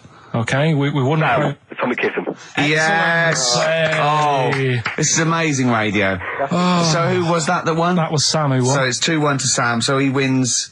What does he win, Karl? He wins some CDs and some videos. No, he's got... And obviously now, Sam, if you're ready, take the spot, you're going to do the gold run. Away you go, Karl. I haven't got any more. You're a fool. Right, stay on the line. We're giving both some presents. Play a record for... Rick, I'm going to shoot off. I can't. Now, it reminds me, talking of gnomes, he said to me in the week, he went, did you see that programme on telly last night about dwarves and fellas without legs nicking cars? And I went, no. He went, oh, it's amazing, right? Because they haven't got legs and that. They scoot along and they can nip into a car like the Dukes of Hazzard. Explain more, Carl. No, you see, I didn't see it. Someone else told me about it. Oh! That's what I said to you. I said, did you see it? Because I missed it. And it's about these little fellas who specialise in car nicking. And the thing I wanted to know is, because this lad who sort of only watched half of it. Is he like you? Well, I said, I can understand how it's easy to get in, but then how do you get away? Because you can't reach the pedals. Yeah. Can there be two of them? But presumably he opens the car for someone else. What is it? What do you mean? What? So he's steering and he's like, right, press the brake a bit. And then there's one that's just legs, but without the top half. I don't understand how this helps them, though. What are they? Why does this make it easier for them to steal Because they can cars? just get through the window really quickly, like in the Dukes of Hazzard. What? Because their legs don't get in the way. Right. Do they just run? And just... But what do you mean, the window? I mean, what? So someone's driving along... No, I didn't see it. This is why I'm asking you. I didn't see it. Do they leap in when there's someone still driving the car? I don't know. Well, there's too many things left unanswered here. I can't go over maybe someone's seen it and they can email in. But that's sort of... This panicked you anyway, I imagine. I bet you were gutted you missed that programme, weren't you? Well, I'm interested in stuff like that, because I like learning, which gets us on to educating Ricky. Oh, excellent. We've had a good year of stuff, teaching stuff. Well, yeah, I've learned a lot. Can you remember any of the highlights? Of course I can. There was a deaf girl and she hit her head and she could hear. Yeah. There was also some people who ate tomatoes thought they were poisonous on lead. There was also a doctor who gave a blood transfusion with some parrots from the pet store. Yeah. Because the doctor in America, and it was the olden days when the lines were bad, said give him his parents' blood, and the doctor this side thought said give him some parrot's blood. So that was true, and that educated me. That was fact. What have you got for us? Well, we've only got two, because I've taught you about jellyfish today, that we need them, so we've only got two things to go at, and I give them a little headline so you remember them to make them snappy. The two headlines you've got, oh, what a catastrophe. Okay. And the second one is, well, you'd think it'd be Bughead, wouldn't you? What? Well, you'd think it'd be Bughead, wouldn't you? You'd think it beat... No, you'd think it'd be... Yeah. You'd think it'd be Buggered, wouldn't you? Bughead. Bughead. This can't be... If this is anything with a bug living without a head, I'm not interested. Because we've done it. All you've done is fun. Let's just do what a catastrophe. So it is that. Do I do that one first? Which one are we doing? No, do the Bughead one. Right, well, the Bughead one. Well, we've talked a lot about animals and that, haven't we, without heads. Surprisingly, we have. I think a disproportionate amount on it. If you're a new listener and this is the first time you've listened, you'd be surprised. Yeah, we've done all that. We've covered worms, the way if you cut their head off, it grows back if you don't cut too high above its neck. We've covered the chicken, the fella who blinked. Yeah, I can't go into it again. Right, let's not go into it again. We've had the chicken with no head that lived for 8 months. Yeah, and we've had the cockroaches living for a week without an egg. Right, okay. Well, it's a bit more on the cockroach front, really. Right. They've found, right, that if you get a cockroach and you cut its head off, right, and then you find a cockroach that's still got its head, but it hasn't got any legs. Right. Right, it's not over for both of them, right? Because what you can do, you get the one that's got the legs, right, with no head, sort of running around. Get the one with the head, sit it on top of it, right. Get a little tube, okay, so that the fluids. So is this auntie's go out of the room? Finish. This is like Blue Peter. Let him finish. You could get this for Christmas. Right, you get a little tube. You sit that on top, so the bodily fluids are still running between the two. Right. The head of the one on the top will control the feet of the one on the bottom. Okay. What about that? Good. And will it continue to live? Yeah. Okay, you don't know that for sure, do you? That was just a question out of the blue he wasn't expecting. Well, what do you think of that? Good, yeah, it's great. Yeah, just a primitive nervous system that can, yeah. Did you expect us to be more impressed and excited by that? Well, did you fall off your chair when you read that? Did you literally topple off? Going, did you think you were going to be the Frankenstein of the insect world? Yeah. No, I just was thinking if they can do that, you know, with them, can they do it with humans? Because I also did a bit of research. Of course you did. Did you have the sort of conclusion that apart from the moral aspect of it, that the human was probably more complicated than... Yeah, but do you know what I mean? Things move on, don't they? Do you know what I mean? Science, Rick. You know, I had Binatone as a kid. Now they've got PlayStation 2, and the difference in 10 years They is have amazing. found that if you lose your head, a cockroach can live normally on your body, but not the other way around. Your head on it cannot control its legs because it's too complicated for your brain. Well, So, yeah. Well, So then other research, because I thought if you don't learn from that, I'll give you something else for free, right? Go on. Free. That they can clone people. The only reason they don't do it, right? Say if like Ricky needed a lung, right? They could clone you and make you the same. But the only reason they don't want to do it is because it'd be a bit horrible, wouldn't it? So and it would take sort of 18 years for me to get an adult lung. And there's all kinds of moral implications. Yeah. Yeah. What do you mean, yeah? You hadn't thought of that? So sorry, because lest we forget, Rick, he ended with the only reason they don't do it is because it's a bit horrible and that. Which scientist said that? Right, let's leave That's a that quote. Right. That's tune. not it. That's not the other one. That's it. No. That was just, you know. We've got another one to come. Oh, I Teach us can't wait. the headline again. What was the headline The again? headline, oh, what a catastrophe. Looking forward to that. Mark. Yeah, a bit more counsel. This is from his covers album. This is called Snowbird. God. Here's the first one. They're not fascinating, Karl, but I'm just interested on your take, really. Yeah. What do you make of Cilla Black quitting Blind Date after her husband sent a message from beyond the grave? Are you familiar with I this didn't story? know that. What's that? She went to see a medium, and supposedly her husband passed on information through the medium, which was incredibly vague, but persuaded her to quit live on air. Well, it's about time, isn't it? If even dead people are saying, enough's enough. But I'll tell you what, though, talking about ghosts and that, do you know how I'm into them? Yeah. Right? How weird do you think this is, right? Well, it's not true. Before you say it, play a record. No, go on. Go on. Right, it's this woman. I don't even know if it's ghost, really. It's just a bit weird. Yeah, sure. There's this woman, and she's not a woman, she's a kid. Sure. Okay. Sure. She's walking down, like, a street in her area. It's a nice day and everything. Everything's normal. She's walking down, and a woman comes up, cycling past, right? The woman on the bike looks at the kid, absolutely terrified, right? Got a really scary face on her. Yeah. The kid's thinking, why is she doing that? Yeah. Right? So anyway, she thinks nothing of it, goes, you know, I think she was playing in the park or whatever, goes and has a nice day. About 15 years later... Oh, right, yeah. She's, I don't know, I think she was going to work, right, on a bike. She was riding her own bike. Riding her own bike, cycling down the road. Oh, yeah. Looks at the kid. That's the thing that happened, like, 15, 20 years ago. Right. It's her on the bike looking at her as a kid. Right. Not another child. No. So it's her, she's seen herself. What, Karl? I mean, I don't know where to start. Firstly, where's this information come from? But I mean, why do you ever? I mean, I don't know what part of that you think can be true. I mean, honest. I'm speechless. I don't know what to say. What are you talking about? Bit weird, though, isn't it? But it's not true. It didn't happen. Nothing happened like that. She said it did. Well, she's wrong. She said she saw herself. She saw herself as a kid, didn't she? Did she carry on riding and as an cars? adult when she was a kid. Did she stop and talk to herself, or did she ride on by and think that's a bit weird? There's me as an 8-year-old. I won't stop. I'll be late for work. yeah. If I'm late again, the boss said he'd be in trouble. Yeah. Oh. Well, And where is this information? Did it happen to someone you know?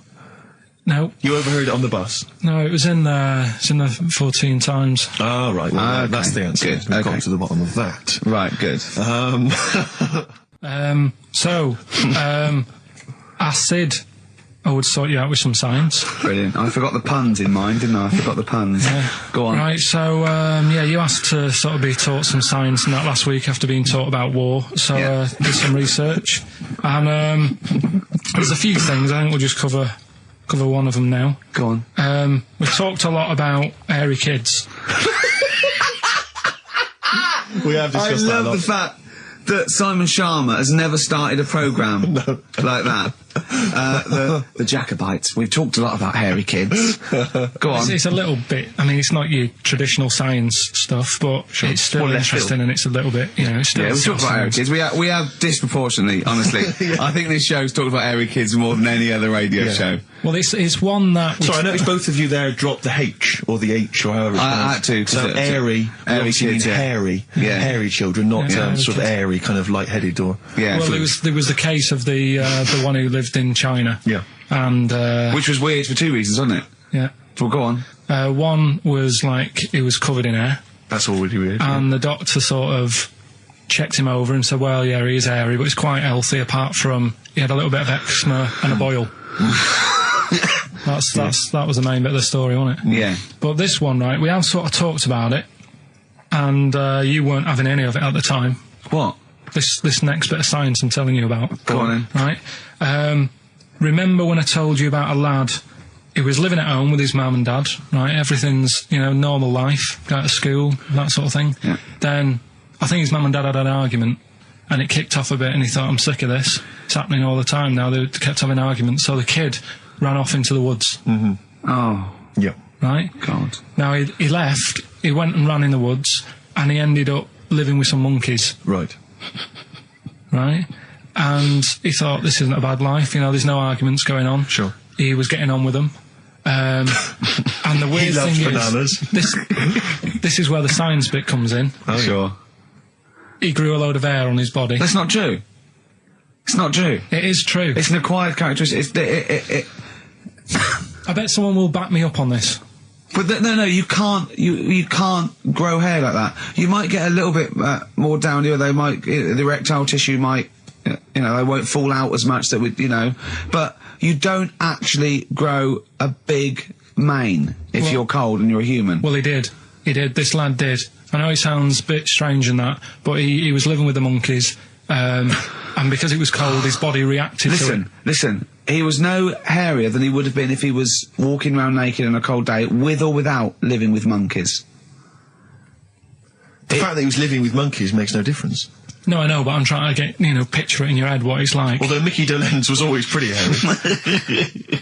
Right? So he was living with them, and he went into town or something one day to get some food, and the people there were like, hang on a minute, that isn't a monkey. Mm. He went in naked? No, he was there covered in hair. Yeah, but naked, but covered in hair, so it was decent. It was. Yeah. But that was a weird thing. They thought it was a monkey in the shop. And then so presumably he had a big long beard as well, because he couldn't shave, could he? No, he just covered. He looked like a monkey. And they were happy to serve the monkey, were they? There's a monkey. He's buying a newspaper and some milk. How did he walk, Karl? Did he walk upright or whistling along? The picture that I saw on the internet, he was on all fours, but I don't know if that's when he was running away after they'd sort of, realised he was a kid. But this was a picture. So he was a kid as well? He wasn't even like an adult with the beard? No, he was a kid. Brilliant. And the beard kicked in a little bit earlier. So the people caught him. You're an idiot. The people caught him, shaved him, right? Got it all off, didn't grow back again. Right. You're an idiot. Well, like I say, people will have heard this story or read about it. You're an idiot. And they'll email in, they don't let me down. And they'll agree that you're an idiot. No, they'll have seen the story. You're an idiot. So that's a little bit of science. You're an idiot. Libertines, Time for Heroes, and XFM 104.9. Right, okay, so have you got anything that is science, as opposed to nonsense? Well, Kid went off with some monkeys, grew hair, came back, shaved him, it didn't grow back. I mean, just think. Right, something else. There's a few things I found. Yeah. There's a fella... Oh, God. Who had hiccups for 69 years. That was a bit annoying. Yeah. There's a dog with the wig that we've discussed. Imagine if you just tuned in. Yeah. There's the dog with the wig that we've already discussed. Did we discuss that? Not really. Did I not tell you what he said? I did, didn't I? Yeah. Oh, yeah. What else have we got? Well, there's something here that you sort of know. Is this going out live? Yeah, this is happening, right? Go on. But remember when you talked about sponges? Yeah. If you get a red sponge and a blue sponge... You liquidise them, pour them back into a tank. After a few hours, they know which was which, and they reform as a red sponge and a blue sponge. Yeah. Yeah. I thought that was weird when you told me. Yeah. Looked it up, did a bit of research. Yeah. Thought that's sort of sciencey. Yeah. You can do the same thing with a mouse's brain. Okay. Explain a bit more. No, you can't. If you get a dead mouse, put its brain into a blender, blend it up, leave it standing for a bit. Making that up, aren't you? You're confusing this. You've watched Nigella Lawson make some sort of pudding. No. What do you mean? It won't work with the brain. Well, it does with I mean, not human brain. Don't be trying that. Although, no, a mouse one, a mouse one. And what happens? It sort of reforms, goes back together again. No, because apparently it's made up of the same stuff as. But it doesn't, does it? Because if it's dead. If it's a dead brain, the cells can't act anyway. The fact the sponge is that it doesn't kill the cells, it liquidises them, it doesn't kill the cells. Yeah. So it couldn't be a dead brain anyway. It would have to be a live brain taken out from a live mouse for the cells to be getting oxygen and working and being sensitive to each other. And that, I don't see how that could work like it does in sponges. I mean,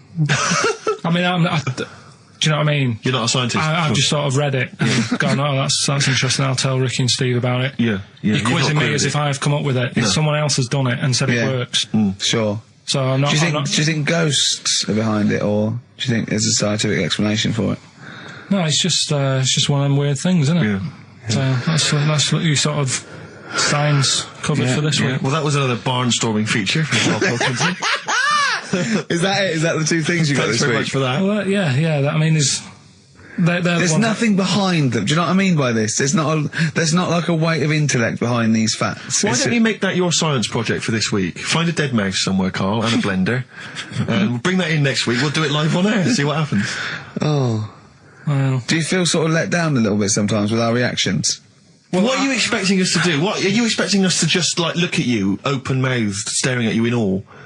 Just like, oh God, yeah, where did you find that out? And like, we know. Tell us. We know where you found it out. You looked on the internet and a strange homemade website by a maniac somewhere, who puts on stupid things that he heard through Chinese whispers. That's where you get your information from.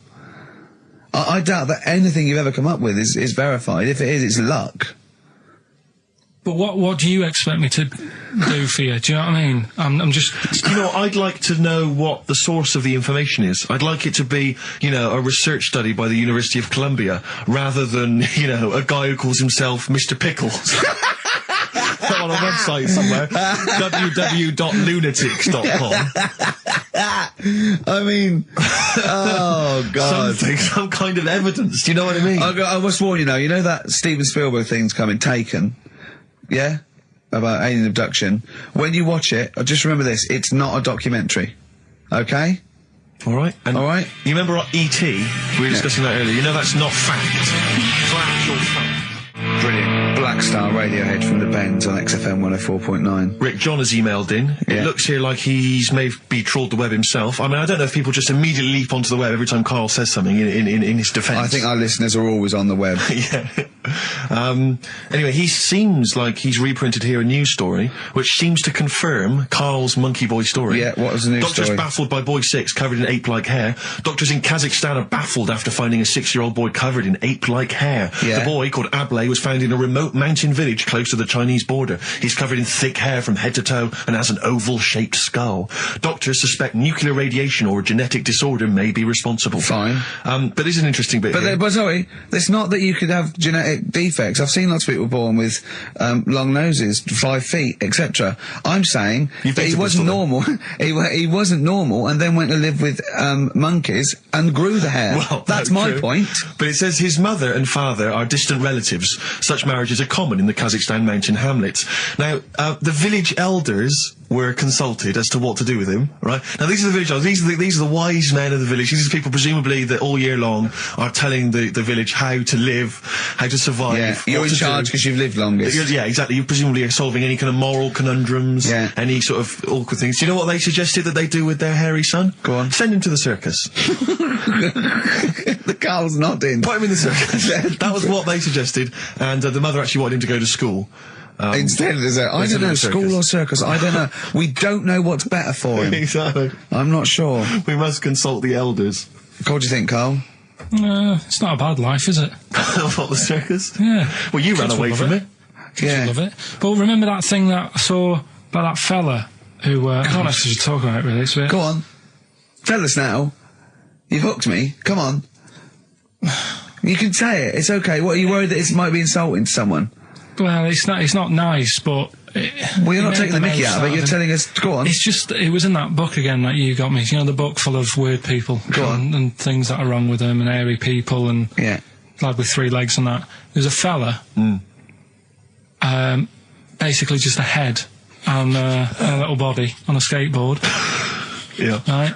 Picture of him having a shave. And he was shaving with his mouth bit. With his tongue. Like that on the radio. Yeah. Karl is now doing an impression of a man shaving with his mouth. Yeah. Well, it's just a head, bear in mind. He's doing an impression. Imagine a head with a very tiny body on a skateboard shaving with its tongue. That's what Karl was doing. And he was depressed because he kept getting hats for Christmas. but if you were him, you would just grow a beard, wouldn't you, rather than... Oh, well, rather than go through all But that he'd get hassle. it caught in the wheels of his skateboard. For its own good. I do want to trial this new film quiz we've got because it's. I mean, I'm excited. I think it's the best competition we've come up with. To be quite honest, I mean, Karl, you agree, don't you? It's all right, yeah. Yeah. It's a film-based quiz. Right. We'll play you a clip from a classic film. I can tell you the film we're going to play. It's The Sixth Sense. Right. And there'll be a question afterwards, and you can win The Sixth Sense On DVD. Yeah, not the ability to sort of tell when someone's behind you, but just this film. You know. Do you believe in sort of like extrasensory sort of perception and stuff, Karl? Ghosts and that. Yeah. Yeah. Of course you do. Of course you do. Not ghosts, no, the fact that people maybe can sense, beings. There was a woman in on the Christian's breakfast show, right? Yeah. Blind woman. Right. Clairvoyant. Her name? Forgot. But she was a bit useless. She's a bit useless. I'm always worried about what's going to come out of I'm Karl's worried mouth. what you mean. What? Do you know what I mean? She's a bit rubbish at being a clairvoyant. Yeah. Right. I mean, I think if you're not that good at something, don't go on the radio and do it. Karl, you better leave. So, what... Sorry. Well, she was saying, So what was the relevance of her being blind? What was that for? What did you tell I me? just thought it was a bit weird. I think she was using that because the fact that she can't see living people, but she can contact the dead ones. Yeah. And so I'm sorry, this is XFM 104.9. don't Once listen again, to you. Karl's opinions do not necessarily reflect anyone. Those of any human being. Any other person alive today. Sorry, Yeah, Karl, but so listen. how did she demonstrate her clairvoyance? Right, And why was it not very convincing? She was sat in the chair you're at, right? And people called up and said... I sensed that. Weird. They called up and they said, right, can you have a word with me, Gran? Yeah. And she goes, yeah, she's dead, isn't she? And it's like, yeah. He goes, oh, and everyone's like, oh, she knows her stuff. It was 50-50, to be fair. Yeah, and especially with a gran, because the person sounded about 35, so the chances are they haven't got a gran anymore. Yeah. And it was just... Unless it's the fellas from Busted, because they, in the year 3000, they've only got to a great-great-granddaughter, and that's 1,000 years, so presumably... they can live a lot longer. Yeah. I just wasn't convinced anyway. I don't want to diss her because, she came in and she did her stuff and if people believe in it, I'm not going to put it down, but it just was a little bit odd. You believe in it? You just think she didn't have the real power as opposed to it being rubbish? No, whatever. But yeah, I don't know what we were talking about there. So we've got the film thing going. Right, competition time. Brand new competition we come up with. My favourite we've ever done, I'll be honest. And a great prize, The Sixth Sense. You get a clip of a great film, and then you get to keep the great film. Now, I'll just explain this competition. I think Karl is a little bit of a frustrated actor. And so, by the power of technology, Karl takes the role in a film. And there's a question about it afterwards. This is a scene starring Karl Pilkington from The Sixth Sense.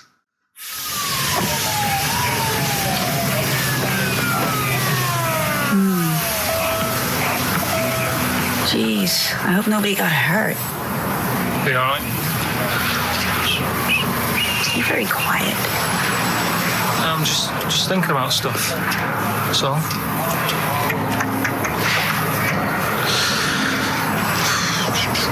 You're mad I missed the play, aren't you? A little bit annoyed, to be honest. Went down a storm playing the drums in Little Donkey, but your loss. I'd give anything to have been there. Well, you wouldn't, because you didn't. But like I say, it's your loss, isn't it?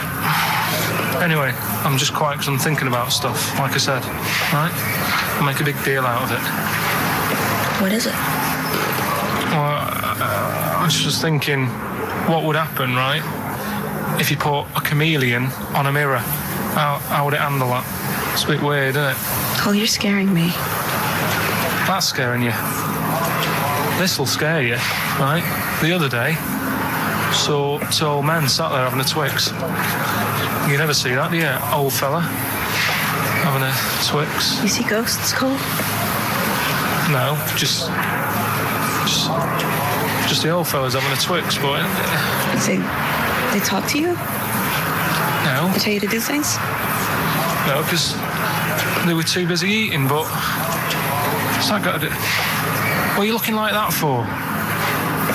Do you think I'm some sort of freak or something? Is that... I would never think that about you. Well... Ever. No. Got it? All right. Well... Well, it's a very chilling scene, that. That is great. Oh, that is fantastic. It's a very spooky scene from the film The Sixth Sense.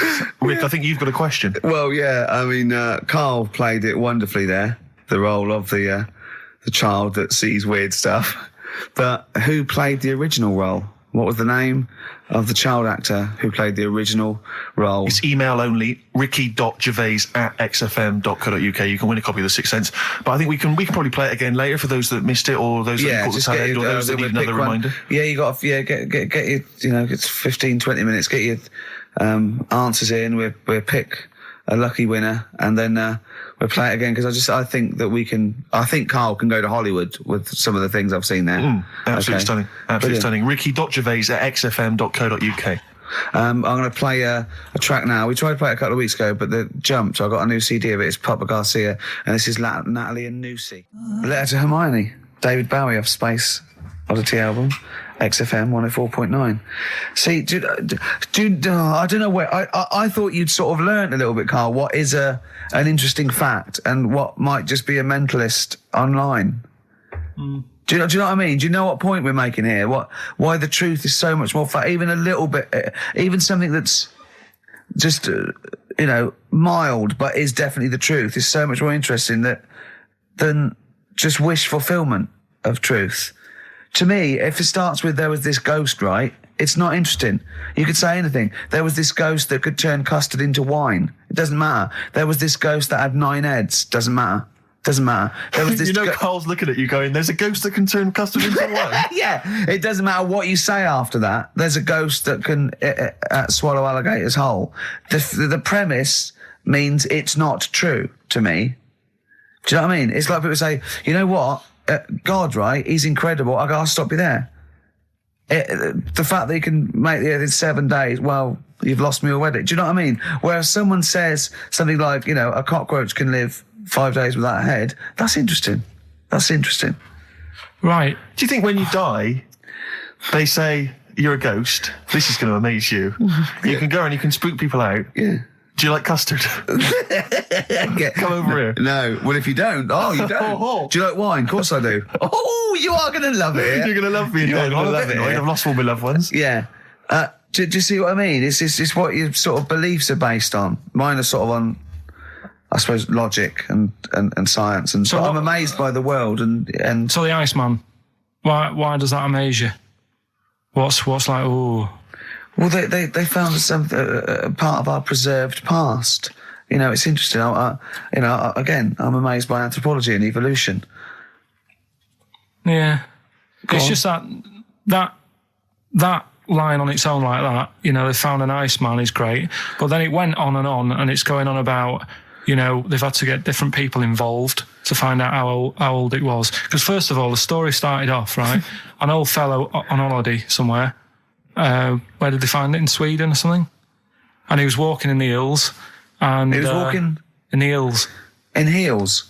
Was he a transvestite? In the mountains. Oh, right. In the hills. Yeah. Yeah. So he's walking about, and he sees this body in the snow, and he thinks, oh. So he calls the police up, and they come and have a look, and he goes, oh yeah, it's probably a murder. So then they dig it up and find out he's got hold of a spear in his hand. Right, and he's dressed like Fred Flintstone. Yeah. Right. And they realise it's probably not a recent murder. Right. His knuckles are dragging along the floor. He's a Neanderthal man. They think, hang on, Karl Pilkington. But when they found out, hang on, it's an old thing. It's an old thing! Can it? If it was a murder recent, then you'd go, hang on, how did this happen? Who does he belong to? Yeah. Well, the chances are whoever murdered him is also dead. 5,000 years ago, probably, yeah. So leave it. Just bury it. I don't think it's a murder investigation. No, but they are. It's not Quincy going, this was before my time. It's not a murder investigation. Yeah, just one thing bothers me, sir. Just one final thing. My wife loves you, but this guy. That's how they were Why treated. would he have a spear and a leopard skin? I just can't. I can't get over this. What are you talking about? That's what I'm saying. What are you saying? Right, shut up, everybody. What are you saying? You've got one chance now. You've got to ask me a question, and I will answer it the best way. But what are you saying? What is your question? Right, he probably spent a load of money trying That's to not a sort question. out. That's not a question. But let me tell you what I'm saying, right? They're probably spending a load of money finding out stuff about this fella who died. And even if he wasn't murdered, he'd be dead by now anyway. So get over it. Right? 3,000 years ago, he died, right? So then they start messing about with it, saying, well, how did he die? Well, it doesn't matter. It was ages ago. Then they start digging his belly open, seeing last meal that he ate. Yeah. Oh, he ate seeds and leaves. Well, no surprise, really. There's now else around. Again, spending more money. Someone's been paid money to sort that out. Then they bury him, and then said, hang on a minute, are you sure that he died by, like, a spear? Let's dig him up again. So they dig him up again and find some splinter or something. I don't believe they buried him. They did. Well, in some sort of fancy coffin so everyone can see him. But for me, that is more wasteful than sorting out something that's, like someone who's ill. Sort something out, Sorry, it's not either or. They didn't put a doctor out of surgery. Exactly. There's not an old man in a bed in a corridor somewhere. Yeah, going, Ted, what are you doing? I'm just giving this bloke a stat clear. No, look, we found an old fella in a skit. Okay, you take over. It's not either or. Karl, what are you talking about? It's scientific research. But don't you see why this is fascinating? It gives us an insight into how we lived 3,000, 5,000 years ago. That's an incredible historical document. I wonder if it was your equivalent. I wonder if he was like the Karl of the time, and there's people, ghosts now through there going, oh God, I don't believe it. They've dug up Karl. They think we're all like that. Oh no, they're going into his brain now. They're looking at how his brain works. We're going to get such a bad rep. Oh, well, dear. Each to their own. If you like it, I just thought it was a bit of a waste of money. A little bit of a waste. Yeah, okay. But there you go. Anyway, we'll give out the answers to Rockbusters next. If we must. Yeah. It sometimes stuns me. Sometimes I'm taken aback. Do you know what I mean? But what worries me is if one day aliens do visit, I'd love and that. they come down. Yeah. But what worries me is they might bump in. What if they bump into you? What if they bump into you and they think that you represent mankind? And they go up and they start another planet. They say we'll ask you 3 questions, and if you answer them correctly, we will not blow up your planet. Yeah. We'd be doomed. Well, it depends. It depends what they ask you, don't they? What if they said, right, Karl, what's the weirdest thing ever found in China? I'll say hairy Chinese kid. And they go, right. Okay, interesting. Too, all right. What don't you see anymore? What do you see an old bloke doing? You don't see an old fella eating a Twix. Yeah. And they say, what if they asked you, what's across the road from you when you're washing up? Well, there's 3 things. So you just want one of them? No, I want all 3. You want all 3? There was a Chinese kid dancing about in his underpants. Yeah. There was a bouncer every night getting ready to go to work. And the third one, the old woman reading a book, the same book. And they go, right, your planet's saved. See, Quark back in the ship. Yeah, they are a superior race.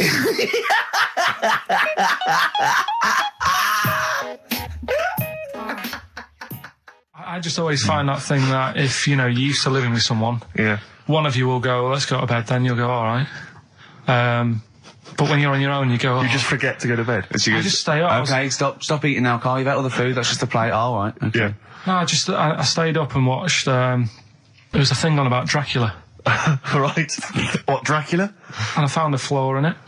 Go on. Not the fact that he's the living dead and is No. and drinks blood to stay alive and he doesn't reflect. And he can in turn into a mirrors. bat. Well, And you can go on. the mirror thing, he can't look in mirrors, can he? Well, he can look in mirrors, but he can't see himself in a mirror. Yeah. That still doesn't work. Go Okay, on. go on. It doesn't work at all, Carl. It doesn't work Go anyway. on. Well, Centre parting's always really neat. His centre parting's always how does he do it if he can't look in the mirror? Blood on the floor or something it was called. Rubbish. I love the flaw in the Dracula film is that his centre parting's too neat. How does he do it without a mirror? Oh. Was it a documentary about Dracula? No, Yeah, there was the real it's Dracula. The real Dracula. Bit. Yeah, the real Dracula. The It's true just a story. film. It had blood on the floor or something. It's called. Yeah. It's rubbish. From 1970.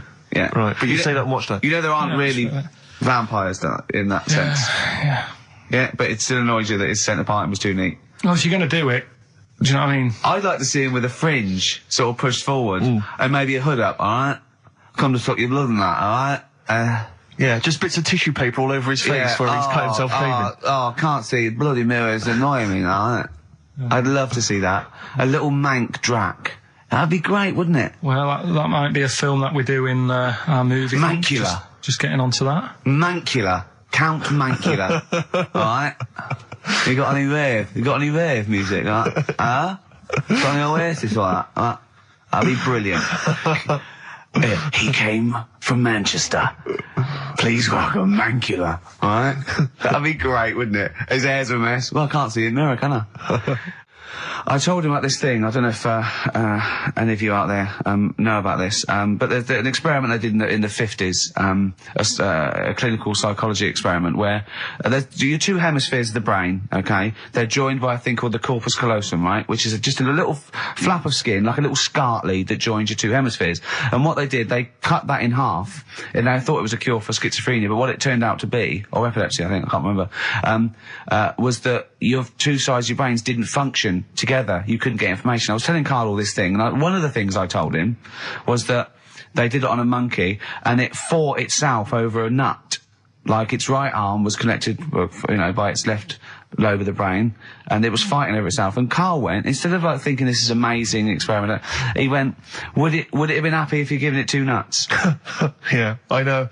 Well, you started off by explaining, and I remember you mentioned, because I was watching the two of you as you were describing it to me, you said, of course, one side of the brain deals with symbolism, and as you said the word symbolism, I noticed Karl drift away from looking at you, pick up his mobile phone, and start pressing buttons randomly. And I thought it was the word symbolism that got him. And I noticed it took you just a moment longer. And I think the first thing you said was, when did I lose you? Yeah, I knew I'd lost him. It's extraordinary. And he doesn't even try to disguise I said it. nomenclature at one point as well. Right, yeah. And I knew I was dicing with death there. Yeah. But, Yeah. but I told you tried to look it up, didn't you, on the web? You didn't find anything about it, did you? The spelling of it's, what is it again? What's the word? Corpus callosum. Yeah, so I couldn't do it. No, it's no point. Yeah. Don't bother. Give up. Don't bother. Give up. So if anyone knows any interesting facts about that, Yours hasn't been cut in half, has it, Karl? That would, again, might explain something. I'll tell you what we will be talking about later. I don't know if you're sort of aware of them, Steve. Go on. Bonobos. Oh, I don't know much about bonobos. I told him about he was looking for stuff. I said put in bonobo. He was having no luck with chimp, and they're a form of chimpanzee, but they're even closer to us, evolutionarily speaking. They've got their social groups are more like ours. They're more intelligent, and he was loving it, weren't you? So is it human bonobo Karl? Is that how it works on the evolutionary ladder? Chimp Karl. Yeah. Yeah. Talking about 'em. So we're talking about bonobos. You're excited about that? Yeah, That's yeah. Coming up in Monkey News? No, I think it's a bit of a monkey bonus.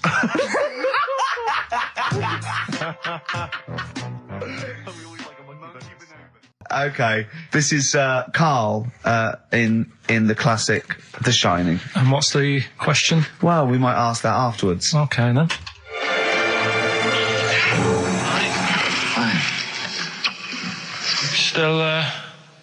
Still trying to write the book then?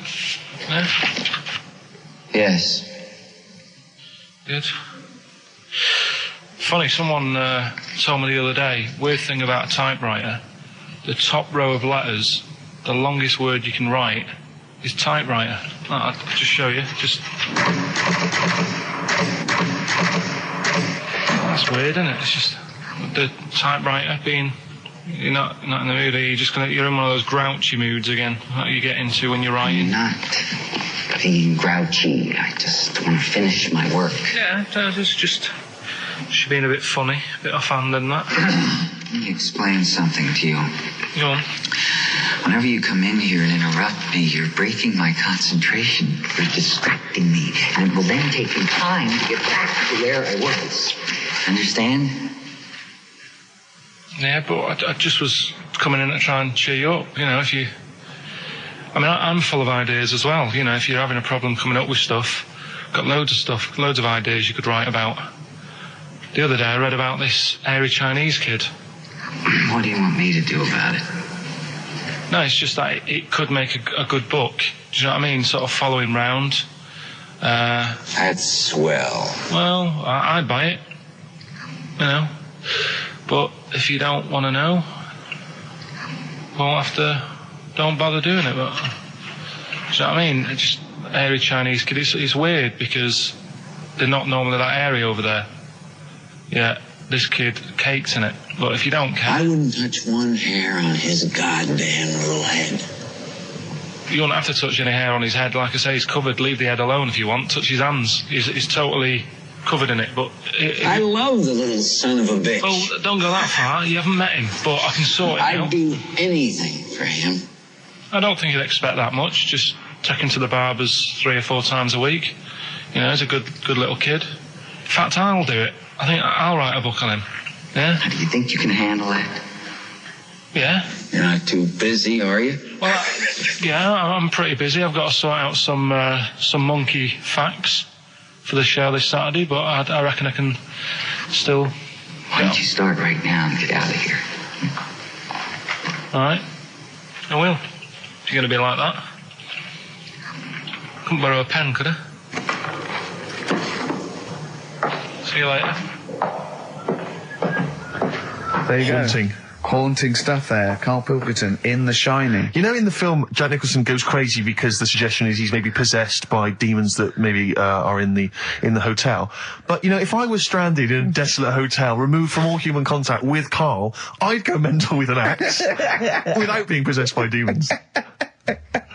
That's more chilling to me, trying to get some work done and you keep wandering in. I'm trying to get Karl to spend a couple of days in the caravan with me, just for the head of it, and he won't. I've offered him money, won't I? I think it'd be a great laugh, wouldn't it, Karl? Oh yeah, great. That would be terrifying. No, I want to film it. I just want to film it. Like a little video diary. There's Karl there, he's just waking up. Well, if I was stranded in that would be like being... I may as well be with Freddy Krueger and Jason Voorhees. That's more scary. The thing is, Ricky doesn't mess you about as much as he messes me about. No, you see, you've given him an inch. You've given him an inch and he's taken a yard. 12:30 you got in today. In 30 minutes between 12:30 and 1. The old bin lid on the head. He wanted to do that again. Yep. Squeezing my head, think he had a go at. And karate chop on the back of the neck. Yeah. All in 30 minutes. Yeah. Who else can say that? Who else can say that? Who else can say... What do you mean? Anyway, have we got a question then? Yeah, to win a copy of... I'm so embarrassed to say it. The Shining on VHS is worth $5.99 and it will have already been watched by Karl Pilkington, probably not even rewound. Yeah, to win that. And a little bit of tripe and cow eels where it just slipped into his dinner. A barm cake outside. As he was reading the back of the box trying to figure out what was going on. The ingredients. To win this, right? Here's a question. I've got a question. No, go on. No, I want to hear Karl's first. Okay.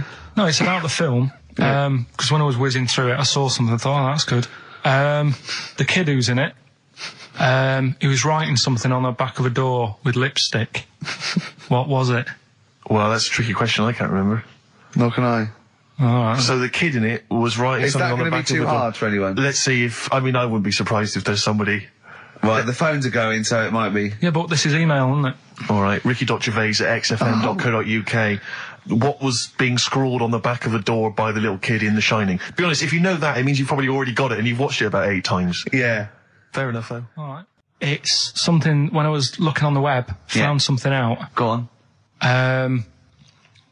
It's a story about a woman who had a baby. Who had a baby. What are you talking about? What? A woman who had a baby who was having a baby.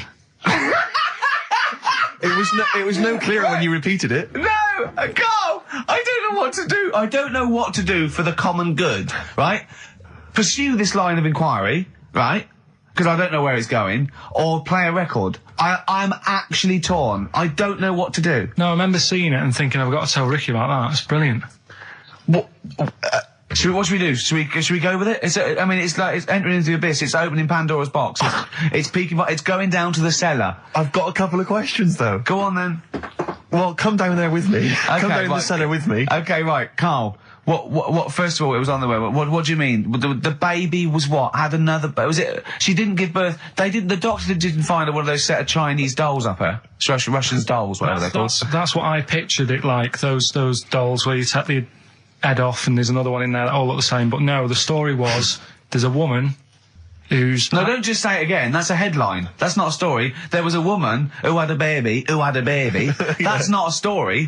Imagine handing that in as a thesis to loads of the BMA. There you go, and read that. That's a children's rhyme. Yeah. There was a woman who had a baby What do you mean? So she had a baby, right? Yeah. And that bit's fine. We're okay with that. That's normal. That's normal. A woman had a child. Yeah, totally normal. She gave birth. Fine. Yeah. Next. Well, I don't know that much more. Apart from the fact that the baby's like roaming about, and then 12 months later, she's like, oh. Interesting. So the gestation period of that baby was actually 3 months more than an adult. Yeah. Excellent. Weird though, isn't it? So was the headline, "My baby's 12 months pregnant"? What are you talking about? 12 months later it had a... What are you talking about? Forget it. No, you haven't even finished the story. That's what you said, and 12 months later you didn't even finish the sentence. So what do you mean? No, I didn't read any more into it because I just saw that and I thought, that's weird. And then I just was thinking, oh, like, imagine the kid at school at parents' evening. Go on. And it's like, well, your kid's pretty good. Now let's have a look at your work, sort of thing. Don't you think that'd be weird? But what? Did the child have a baby? Yeah. Of course it didn't! Play a record! We shouldn't have gone down in the cellar. We should have just left the cellar door closed. I never learned. That's the Zombies and a song called Time of the Season. I've enjoyed that. What do you think of Zombies, Carl? It's alright, yeah. No, not the group, but the Living Dead. Don't worry about them. No? Why? Not about, are they? Couldn't happen. You don't believe in that? Listen, right? You don't believe in zombies? So, I was you do looking believe online. a baby had a baby? Yeah. On you go. Are you still saying that didn't happen? Yes. Right, well, I'll find the thing again, I'll print it off and then you'll read it. All I'm saying is there's more information that we need. Yeah, but it always annoys me that when I do get the information, you'll go, yeah, but it's named Sally, you didn't say that, and make out... No. As if... No, don't make it look like we're over-inquisitive or over-cynical. You come out with the most abominable things man has ever uttered, and you expect us to accept them. Usually headlines, usually illogical, not just probably wrong. So, fleas are born pregnant. Are they? Interesting. Yeah. Right. Okay. See? On we go. So, see, that's true, and you're not impressed, because it doesn't involve a little werewolf child. Or half man, half shark. You're just not, it's not good enough for you. No, but if I read the first line of something, and it's not that interesting, I go next, right, and I move on. Now, when I saw a woman had a baby, and it had a baby, but you still didn't read on. No, but, alright, I didn't read on, but it got me thinking. Like I said, you wonder about the parents' evening. I was thinking about, is it a good thing? Because you're going to spend more time with the kid. Do you know what I mean? There's a lot of mums who have to go to work and that. She's going to be a great mum. Grew up with her, literally. Yeah. Do you know what I mean? So She's going to be a great mum. I just wonder if, I know it sounds weird, but if was it the the baby that woman had, was that a girl or a boy? Well, it would have been a girl, wouldn't it? Of course it would. It'd be mental, wouldn't it, if it wasn't? Right. It would have been a weird story, wouldn't it? So anyway, that reminded me, because we were talking about other amazing stuff that Ricky told me to find out about. Steve, are you aware of bonobos? We mentioned them earlier. I'm not particularly familiar with bonobos. Right. It sounds like a cream cake.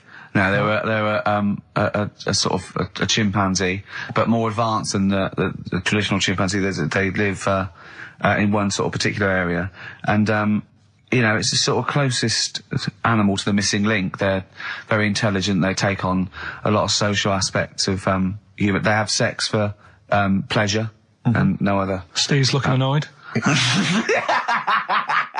He's done, yeah. What did you find out about? Apparently, I found out it's 98% not human, this kind of thing. It's nearly human, but it's not. We share 98% of DNA with it. Yeah, 98%. It's a higher percentage than you. They have sex for pleasure. They do look a bit like him, though. They've got a little round head, haven't they? But, and they're much more upright than the, you know, got a more flexible. I sort of get bored with animals that are like classed as being intelligent, right? So when you tell me, I get bored with them because they're not doing enough. They're not playing Nintendo. Do you know, like that people always rave on about dolphins, saying, "Oh, they're really bright and that." Yeah. You know, I was having an argument with Suzanne about it, and she goes, "Oh yeah, dolphins are really intelligent." And I said, "What have they done?" So she said, "Well, they use them in wars. They strap bombs to the back to go out to boats, to then blow up the boats." Yeah, they're trained. Yeah. Well, that isn't that bright. If it was really bright, it'd go, "I'm not doing that." Well, no, they leave them. They don't blow themselves up. Anyway, but right. Well, so bonobos, really bright and that. Now, I was looking at them, and they are, you know, they're saying they're just like humans, basically, right? But what I was thinking is, I didn't have a chance to ask you, if you got a mentalist, right, and put the bonobo in an exam. Okay. What do you mean a mentalist? What do you mean? Well, you know, someone who's, you know, just a little bit slower than me, and put them in an exam. What would happen? Right, okay, you've got to be clearer here, Karl. What are you saying? Are you saying pit the wits of a bonobo against someone who's educationally subnormal? Yeah. What do you reckon? I don't know where to start. No, but if they're that good, why aren't they being used in labour and stuff? Do you know what I mean? What do you mean in the government? Like, you know, like some jobs that they could do. Why hasn't someone caught onto it and thought, well, hang on a minute? Sorry, I'm not familiar with the bonobo. Seriously, could it do a job of work?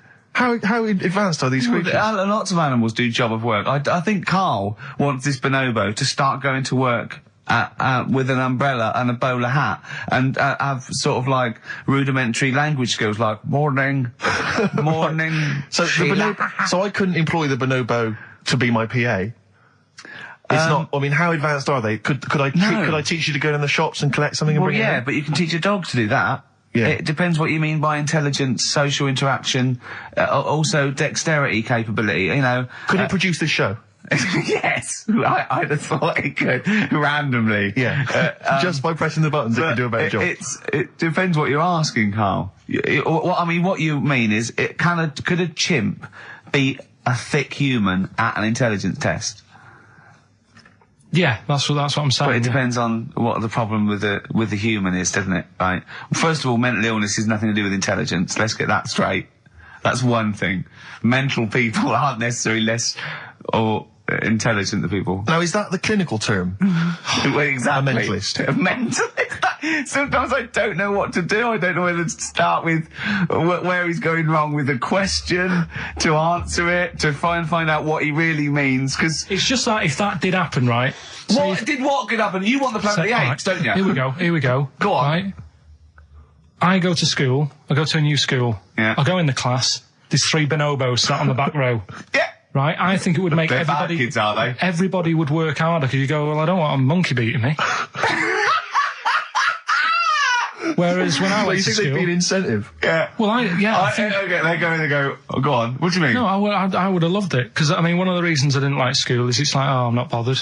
You know, I'm not bothering going in today. I'd love it if I went in and someone said, right, you're going to start coming again. Why is that? Got 3 bonobos in your class. What if they didn't hang out together, like the 2 little kids with the webbed hands and the big heads? What if they started bullying you? Stealing your pocket money? Well, maybe go in. Maybe copying you. Maybe making you do their homework. yeah. They did find out you... To be honest, it would probably be the other way round. And he'd score better. Yeah. Karl, have you been copying? Have you been copying the bonobos again? Have you been copying Boo Boo again? It'd be good though, wouldn't it? Well, it'd be great. I wish I could live in your mind for just a day. So it must be great when you walk around and see things. He's been slagging you off as well, Steve. Well, go on. In the week, you know, he was slagging you off. I mean, in the week, I was joining in and laughing along, but now I'm thinking but now I'm thinking that you're more on my side than he is. Thanks very much, Rick. I'm glad to see you've come round. He said he was. I was in the pub with him and Johnny. Oh right, so there's a little audience. Good. And he went, have you seen Men in Black 2? I went, no. He said, have you, Johnny? He went, no. He went, there's a thing in it that looks just like Steve. And I went, what? He went, it's a thing, he's got really gangly arms and bulbous eyes, and it just works really fast in the Aliens registration thing. And I went, all right. I said, we'll bring that up Saturday. Since he's not here, you know, what do you think of that? Well, the reason is that I think the problem I have is this, that if I was to say things like that about Karl, I'd destroy him. He'd be a broken man after I'd finished with him. Call in, Karl, or Steve's going to say a few things about you. I'm going to get a couple of home truths out there. I can't believe it. I cannot believe it. Yeah, we were, you know, at the time I was joining it, we were having, you know, slagging you off on other things as well. Sure. But now I'm thinking, maybe maybe you were wrong. Maybe I was taking the mickey out of the wrong person behind their back. Kings of Leon, Molly's Chambers. What do you think of that, Karl? All right. There's a surprise. Another insightful remark. Steve is not a fan now. Not only does he know you've been slagging him off behind his back. No, I wasn't slagging Steve. If you get it out on DVD tonight, you'll know I'm not slagging you off. It could be your brother. I love the fact that it makes it worse, but he's thinking you're going to go, oh, he wasn't slagging me off. It does look like me. I do think I'm an alien. I love the fact that you hope Steve will go, he's got a point. It's a spitting image. Yeah. I am, seriously, Karl, I'm really angry. I'm so angry with you at the moment. You haven't seen it yet? No, I know, because I know what it's going to be, and I'm fuming. I'll tell you why I'm angry, because he doesn't do it in jest. No, but what do you think it's going to look like? What do you think this thing's going to look like? Going to look ludicrous. It's not going to look anything like me, but he's going to pretend it does. Go on, what? Go on. No, it does look like you. Yeah, of course it does. And you looked like the Human Z. Well, I mean, to be honest, you did a bit, Karl. You walk like him, you're bold like him, you got a sort of gormless face like him. Any more? I don't smoke. That does.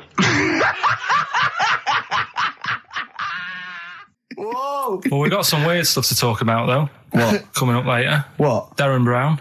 Oh, yeah. That was interesting. I know the fact that the track, we've just talked about him asking me nicely not to squeeze his head when people are around, and a girl who ages so quickly she should be served in odd bins, and he goes, but we've got some weird stuff coming up. That's Karl's world. Yeah. That's our song, isn't it, Karl? Leave all this misery behind. Bit of Snoop. Beautiful XFM 104.9. Gervais, Merchant, Pilkington. Karl had a treat in the week, didn't he? He couldn't believe his luck. We know Derren Brown. You know Derren Brown, the sort of magician, mind reader fella. It's more special than that. Well, called me up in town, said, do you mind if we bring along Karl? He went, pleasure. Karl's very cynical, saying, well, he won't get into my head. Yep. Great, wasn't it? It was brilliant. He went, can I ask him questions? I went, well, no, he's social. He went, oh, I'm not coming. I went, well, I'll ask him. I want him to know how he did that trick when he said, you've got the winning ticket. I went, he's not going to tell you. He's a magician. He went, well, it's not worth it then, if I can't quiz him. But he came along. I still did, though, didn't I? Got in there with the questions that the people wanted to know about. Yeah. Yeah, go on. What did you ask him and what did you find out? I said, how do you do that? I love the fact that the first half hour, me, Steve and Derren Brown were convincing Karl that he didn't see a ghost when he was 5. Yeah. And then we got onto the tricks. Yeah. Well, it will live in my mind. He won't get inside my head. Yeah. And he got inside your head magnificently, Karl. didn't he? I mean, were you not amazed? I mean, Darren promised actually that he would come on the show in the future, and then you, the listeners, can see how he can baffle, amaze, and generally freak out. I think we should film everything that happens, right? Because it's just a waste, because you're only getting half of it when you hear what Karl has to say. Because his face...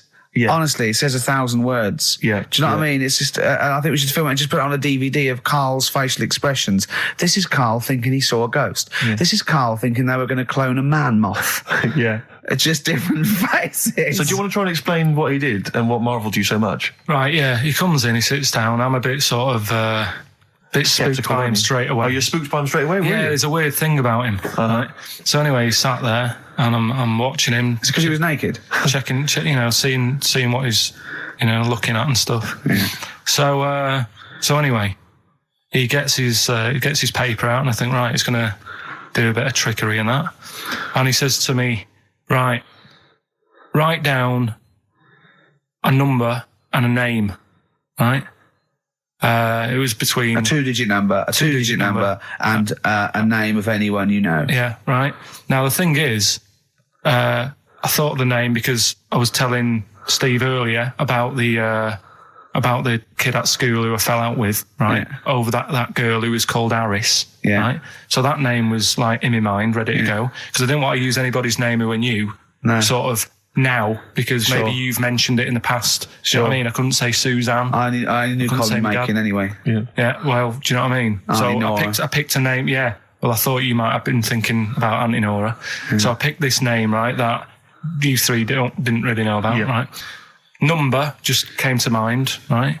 So he 42, says, right, we were never thinking of that. 42, right? Yeah. He said, right, just keep saying it over and over in your head. And I'm there, and he's saying all these sort of different numbers at me, and I'm trying to throw him off a little bit. Every time he said a number that was nothing like 42, I was sort of smiling, looking a bit nervous. Yeah. Don't know if you caught that, right? I just all I could see was you looking sort of blank. Oh, right. So I was doing stony that. Face. He picked the wrong person when he said, let your mind go blank, you'd realise he picked on the wrong person then. Yeah. Right.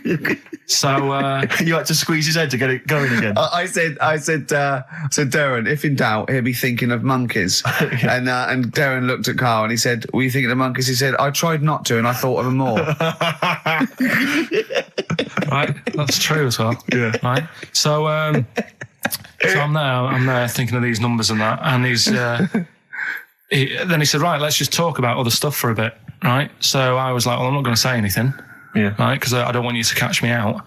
But then when we were talking, I was trying to, like, knock him off track. Clever. Do you know what I mean? Do you know what I mean? I played a bit of hardball with him. Yeah. I was like saying, because we were talking about aliens and that as well, weren't we?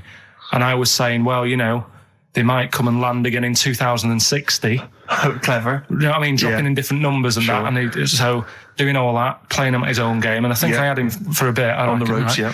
So anyway, comes down to the time when he's telling me the name and the number. Yeah. And, well, he explained what he actually did. I mean, that was... He said, just think of a number at the end of it. And he said, oh, is it an I? And you went, it wasn't an I, but there is no, okay. And anyway, he got the name. Harris. Then he went and said, "Do you an extrovert?" And he wrote down these numbers. Well, he wrote down some numbers and he said that if you're an extrovert, these are the numbers you tend to choose. If you're an introvert, these are the numbers you tend to choose. And he wrote them down.